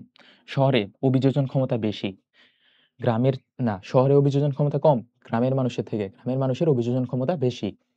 পরে ম্যাক্সিমাম ধান গম বার্লি এগুলো খায় শহরে 85%, গিনি ঘাস, ইক্ষু, মুথা ঘাস, ভুট্টা, তারপরে বজরা, কাউন, এগুলো সবগুলা দেখো নাম কেমন যেন গ্রামীণ গ্রামীণ গ্রামীণ নাম, তো তার জন্য ওগুলো হচ্ছে গ্রামে। তুমি পুরা ছকটা পড়ে ফেলবা ভাইয়া।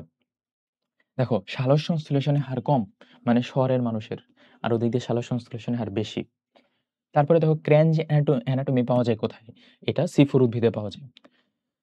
পরবর্তীতে হ্যাচোসিলাক চক্রের মধ্যে একটা পার্থক্য পাবা, নিচেই তোমার বইতে দেখবা যে একটা নিচেই আর একটা ছক দেওয়া আছে, ওইটার মধ্যে কেলভিন চক্র এবং হ্যাচোসিলাক চক্রের মধ্যে পার্থক্য দেওয়া। ওইটার মধ্যে কি কি পড়বা, কেলভিন আর হ্যাচোসিলাক, এটার পার্থক্যটাও পড়তে হবে। এখানে প্রথম carbon die oxide গৃহীতাকে ribulose 1,5 bisphosphate,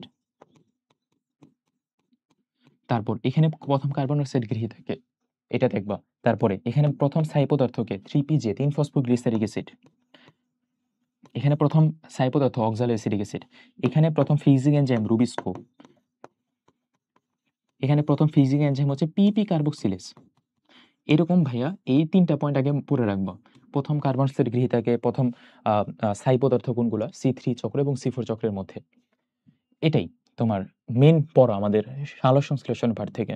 শ্বসন পাঠ থেকে মেইন পড়া হচ্ছে এই কাহিনীটা। শ্বসনের কাহিনীটা তোমার সংক্ষেপে বলি। শ্বসনে যেটা বলতেছিলাম আলটিমেটলি তৈরি হবে আমাদের এটিপি। কই থেকে? মানে শ্বসনকৃত যে খাদ্যবস্তু থেকে বা রাসায়নিক উপাদান থেকে। তো এটিপি তৈরি হওয়ার জন্য আমাদের 4টা ধাপ আছে। 4টা ধাপের মধ্যে গ্লাইকোলাইসিস থেকে 6 অণু এটিপি আসে, পাইরুভিক অ্যাসিডের অক্সিডেশন থেকে 6 অণু এটিপি আসে, আর এখান থেকে টোটাল ক্রেবস চক্র থেকে আসে 6 6 6 6 24 না? হ্যাঁ, 24 অণু এটিপি আসে। 24 কিভাবে আসে? 6 অণু NADH2 থেকে 18 অণু এটিপি, 2 অণু FADH2 থেকে 4 অণু এটিপি, 2 অণু এটিপি থেকে 2 অণু জিটিপি। টোটাল মিলিয়ে তুমি দেখবা যে ভাইয়া 24 অণু এটিপি। 3টা যদি যোগ দাও, যোগ দিয়ে আল্টিমেটলি পাবো 36 অণু এটিপি। এটা পড়ার দরকার নেই। ইলেকট্রন ট্রান্সপোর্ট সিস্টেমে কোনো এটিপি তৈরি হয় না। এটিপি গুলা কনভার্সন হচ্ছে, হয়ে আল্টিমেটলি 36 অণু এটিপি পাওয়া যায়। এটা মাথায় রাখবো আমরা। 4টা ধাপের নাম কি, এবং এটা হচ্ছে সবাত শ্বসন। যদি অবাত শ্বসনে আসো, অবাত শ্বসনে 2টা ধাপ হয়। একটা হচ্ছে গ্লাইকোলাইসিস আর পাইরুভিক অ্যাসিডের অসম্পূর্ণ জারণ। অসম্পূর্ণ জারণের মধ্যে আল্টিমেটলি ল্যাকটিক অ্যাসিড এবং ইথানল তৈরি হয়। এই কয়টা পয়েন্ট একটু দেখে যাবো, তাহলে হবে। উদ্ভিদ প্রজনন চ্যাপ্টারের মধ্যে সবথেকে ইম্পর্টেন্ট পার্ট হচ্ছে ভাইয়া এই পার্টটা একটু দেখো। উদ্ভিদ প্রজনন পরে চ্যাপ্টারে। ঊর্ধ্বমুখী নিম্বকের এক্সাম্পল কি? ঊর্ধ্ব পাগল, ঊর্ধ্ব পাগল বিষ খায়, টেকনিক হচ্ছে এটা। তো ঊর্ধ্বমুখী মানে প দিয়ে হইতেছে পান, গ দিয়ে হচ্ছে গোলমরিচ, বীজ দিয়ে হচ্ছে বিষকাঠালি। অধোমুখী বা নিম্নমুখী হচ্ছে শিমুল নিচু হয়ে ছোলা মটর আনতে রেডি হলো।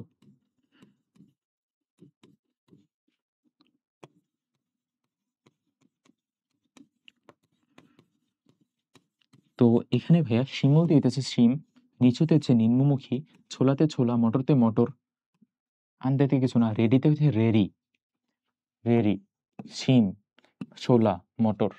পার্শ্বমুখী হচ্ছে পক্ষ পাশে, এটা নিয়ে মনে রাখবো। পদে হইতেছে পপি আর খ দিয়ে হইতেছে ক্ষুদিপানা।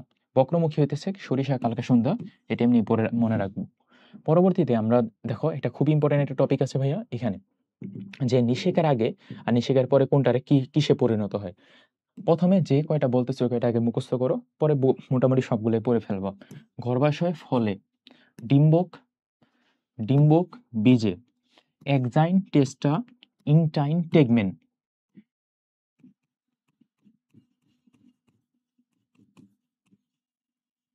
টেস্ট এক্সাম দিয়ে তারপরের দিকে আমরা পড়ব সহকারী কোষ বা সিনার্জিট নষ্ট হয়ে যায়। তো ভাইয়া সহকারী কোষ বা সিনার্জিট কি ছিল, তার আগে ওটা বোঝার আগে আমরা আরো একটা খুব ইম্পর্টেন্ট একটা টপিক দেখে আসি আগে। দেখো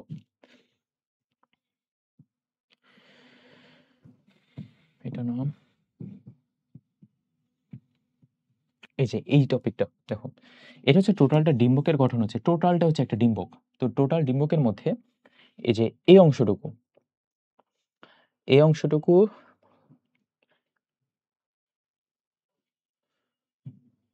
এই অংশটুকু না ভাই, এই 3টা জিনিস দেখো, এই 3টা জিনিসকে একত্রে বলা হয় হচ্ছে গর্ভযন্ত্র। গর্ভযন্ত্রের মধ্যে এই নিচের এই সব থেকে বড়টাকে বলা হয় তোমার ডিম্বাণু, তার পাশের দুইটাকে বলা হয় সহকারী কোষ বা সিনার্জিট, মাঝখানের এই দুইটা হচ্ছে তোমার সেকেন্ডারি নিউক্লিয়াস, আর উপরে 3টা হচ্ছে প্রতিপাদক কোষ। তো প্রতিপাদক কোষ কিন্তু থাকে ডিম্বক মূলের কাছে, যে দেখো ডিম্বক মূলের কাছে প্রতিপাদক কোষ, আর ডিম্বক রন্ধ্রের কাছে থাকে হচ্ছে তোমার এই গর্ভযন্ত্রটা, আর টোটালটাকে বলা হয় ডিম্বক। তো কোনটার নাম কি, এটাই আমাদের পেঁয়াজ ভাজে পরীক্ষার হলে, তার জন্য এটা একটু ভালো মতো দেখে যাব। পরের কথা যেটা বলতেছিলাম, যে নিষেকের পরে কোনটা কিসে পরিণত হয়, টেস্ট এক্সাম দিয়ে এক্সাইন টেস্টা ইনটাইন টেগমেন্ট, তারপরে সহকারী কোষ নষ্ট হয়ে যায়, এন্টিপোডাল বা প্রতিপাদক কোষ এটাও নষ্ট হয়ে যায়। তাহলে নষ্ট হয়ে যায় কি কি, এটা একটু পরে ফেলবা। এবং গর্ভাশয় ফল, ডিম্বক বীজ, ডিম্বাণু ভ্রূণ, এই 3টা যেন পরীক্ষায় ভুল না হয়। পরের দিকে আরো কিছু কোশ্চেন আছে যে মেডিকেল আসছিল, অ্যাপোগ্যামি কি, এরিনিটিভ এমব্রায়োনি কি, পার্থেনোজেনেসিস কি, এর একটু কষ্ট করে একটু একটু দেখে নিব। জীব প্রযুক্তি চ্যাপ্টারে ভাইয়া সব থেকে ইম্পর্টেন্ট যে পার্টটা, ওটা হচ্ছে প্লাজমিডের গঠন, প্লাজমিডের প্রকারভেদ কি, প্লাজমিডের গঠনের মধ্যে মনে রাখবো প্লাজমিড আসলে থাকে কোথায়? ব্যাকটেরিয়ার মূল ক্রোমোজোমের বাইরে যে বৃত্তাকার ডিএনএ ওইটা হচ্ছে প্লাজমিড এরকম। ব্যাকটেরিয়ার মূল ক্রোমোজোম ছাড়া বাইরে যে দ্বিসূত্রক বৃত্তাকার ডিএনএ প্লাজমিড। প্লাজমিড হচ্ছে দ্বিসূত্রক, ভর হচ্ছে 10⁶ থেকে 200 × 10⁶ ডাল্টন। প্লাজমিডে অল্প সংখ্যক জিন ধারণ করে। প্লাজমিডের মাধ্যমে একটা ব্যাকটেরিয়াতে কনজুগেশন হয়। কনজুগেশনের মাধ্যমে প্লাজমিড স্থানান্তর হতে পারে। প্লাজমিডের মধ্যে কিছু ইম্পর্টেন্ট প্লাজমিড আছে, যেমন এফ প্রাইম প্লাজমিড, যেটা হচ্ছে অ্যান্টিবায়োটিকের সাথে রিলেটেড। না, অ্যান্টিবায়োটিকের সাথে না, এটা হচ্ছে পিলি তৈরি করে প্লাজমিডের। আর প্লাজমিড অ্যান্টিবায়োটিকের সাথে রিলেটেড। আর এখান থেকে কিছু খুব একটা ইম্পর্টেন্ট কিছু নাই। চ্যাপ্টার 10 এর মধ্যে জীব প্রযুক্তি চ্যাপ্টারে আরো মোটামুটি ছোটখাটো কিছু ইম্পর্টেন্ট কথা আছে, যেমন জীব প্রযুক্তির মাধ্যমে আমরা এই কয়টা জিনিস বানাইতে পারি, এই ওষুধগুলো বানাইতে পারি এই কয়টা চিকিৎসার জন্য। তো ইনসুলিন ডায়াবেটিসের জন্য এটা পারবো। ইন্টারফেরন হচ্ছে আমাদের ক্যান্সার এবং ভাইরাসের জনিত। এটা কিন্তু মেডিকেলে 10 বার আসছে ভাই, ক্যান্সারের বিরুদ্ধে কাজ করে কোনটা? ইন্টারফেরন। এটা কিন্তু একটা তোমার জেনেটিক ইঞ্জিনিয়ারিং এর একটা এক্সাম্পল। তারপরে টিস্যু কালচার নিয়ে কিছু কথাবার্তা আছে, অটোক্লেভ যন্ত্র নিয়ে কিছু কথাবার্তা আছে, ওগুলো একটু দেখে নিবো ভাইয়া। তোমার টেকনিকটা হবে আসলে, তুমি যখন বইয়ের এমসিকিউ পড়বা, এমসিকিউ পড়ার মধ্যে, মধ্যে তুমি বুঝে যাবা যে কিছু, কিছু জায়গাতে তোমার ঘাটতি আছে, কিছু, কিছু জায়গাতে ঘাপলা আছে। ওই ঘাপলার জায়গাগুলা তুমি বের করবা। তো তারপরে তুমি বইয়ের ভিতরে যাবা। নইলে বইয়ের ভিতরে গেলে কিন্তু তোমার আর বই শেষ হবে না কোনোদিনও। বইয়ের এমসিকিউ পড়ে, পড়ে তারপরে বইয়ের ভিতরে যাবা, আবার এমসিকিউ পড়বা, আবার বইয়ের ভিতরে যাবা। এভাবে তুমি বুঝবা যে কোন জায়গাতে আমার ঝামেলা আছে, ওই জায়গাগুলোতে টাচ করবা। পরে দেখো এখান থেকে হিউম্যান ফ্যাক্টর 4 এটা কাজ করে হিমোফিলিয়ার জন্য। মনে রাখার টেকনিক হচ্ছে ভাইয়া, হিমোফিলিয়া তো মনে আছে, হিমোফিলিয়া ফ্যাক্টর 8 এবং ফ্যাক্টর 9 এর অভাবজনিত কারণে হয়। তো ফ্যাক্টর 1 টা পাবা এখানে। তারপর টিস্যু প্লাজমোলাইজেশন অ্যাক্টিভেটর টিপিএ হৃদরোগের চিকিৎসায় ব্যবহার করা হয়। সোমাটোস্ট্যাটিন ইউজ করা হয়েছে বামনত চিকিৎসাতে। এগুলা আশা করি পারা যাবে। লিম্ফোকাইন্স হচ্ছে ইমিউনতন্ত্রের সক্রিয়তার জন্য ইউজ করা হয়। তো চ্যাপ্টার 10 থেকে মোটামুটি এগুলো পড়ে ফেলবা। লাস্টে যে চ্যাপ্টারটা আছে আমাদের জীবের পরিবেশ বিস্তার সংরক্ষণ, এখানকার মধ্যে কারা, কারা কেমন উদ্ভিদ, জেরোফাইট কারা, হ্যালোফাইট কারা, মূলবোধ নিমজ্জিত উদ্ভিদ কারা, এই টাইপের কোশ্চেনগুলো একটু টুকটাকভাবে আমরা দেখে যাব। মেইন পড়া হচ্ছে ভাইয়া ইনসিটু আর এক্সিটুর মধ্যে পার্থক্যটা কি? এটা খুব ইম্পর্টেন্ট এবং এটা পরীক্ষায় সচরাচরই আসে। এবং নিচের কোনটি ইনসিটু, নিচের কোনটি এক্সিটু। কেউ যদি এখনো না বুঝো ভাই ইনসিটু কি এক্সিটু কি, আমি একবার বলে দিচ্ছি দেখো। যে জিনিসটা যেখানে আছে ওইখানেই সংরক্ষণ করা হচ্ছে ইনসিটু। আর যে জিনিসটা যেখানে আছে ওইখান থেকে সরাইয়া আরেকটা জায়গায় আনা হচ্ছে এক্সিটু। ওই সংরক্ষণ করা। ইনসিটু গুলা হচ্ছে যেমন তুমি নিজে বলতে পারবা অভয়ারণ্য। ধরো হালদা নদীতে আমি চারপাশে একটা জাল দিয়ে বেড়া দিয়ে দিছি যেন রুই মাছগুলা বাইরে না যাইতে পারে বা অন্য কেউ যেন শিকার না করতে পারে। তাহলে একটা অভয়ারণ্য তৈরি করে দিলাম রুই মাছের। সুন্দরবনে রয়্যাল বেঙ্গল টাইগারের জন্য একটা অভয়ারণ্য তৈরি করে দিলাম। ওটা সবগুলো হচ্ছে ইনসিটু। আর এক্সিটু হচ্ছে ওই জায়গা থেকে নিয়ে আমি অন্য একটা জায়গায় স্থানান্তর করব। যেমন রয়্যাল বেঙ্গল টাইগার ছিল সুন্দরবনে, আমি স্থানান্তর করে আনছি মিরপুর চিড়িয়াখানায়। তাহলে ওইটা হচ্ছে ভাইয়া চিড়িয়াখানা, এক্সিটু। তো সকল ধরনের ব্যাংক, এই ব্যাংক সেই ব্যাংক, ওগুলা দাগাই দিবা এক্সিটু। আর সকল ধরনের রিজার্ভ বা অভয়ারণ্য, এগুলা সব দাগাই দিব আমরা ইনসিটু। তো এইভাবে একটা পার্থক্য পড়বো এবং উপরে আরো কিছু জিকে রিলেটেড কথাবার্তা আছে, যেমন টাঙ্গাওয়ার হাওর, হাকালুকি হাওর নিয়ে কথাবার্তা আছে। তারপর সিলেটের সোয়াম্প ফরেস্ট বা রাতারকুল জলাবদ্ধ একটা বন আছে, ওই নিয়ে কথাবার্তা আছে। ওগুলো একটু দেখে নিব ভাইয়া। তো তাহলে তোমার এই লাস্টের চ্যাপ্টারটা একটু পড়া হবে। আর যা, যা ইম্পর্টেন্ট টপিক, পুরা বই তুলে দেই নাই কিন্তু। ইম্পর্টেন্ট পেজগুলা জাস্ট ছবি তুলে আনছি এবং ওই টপিকগুলা থেকে কিছু জিনিস তোমাকে দেখাইলাম। এই কয়টা জিনিস তুমি একটু পড়ো এবং সাথে বইয়ের এমসিকিউ পড়ো, তাহলে একটা বেটার একটা প্রিপারেশন হবে আশা করি বোটানিতে। তো ভাই আজকে এই পর্যন্তই। পরবর্তীতে জুলজি ক্লাসে আবার দেখা হবে। ধন্যবাদ সবাইকে।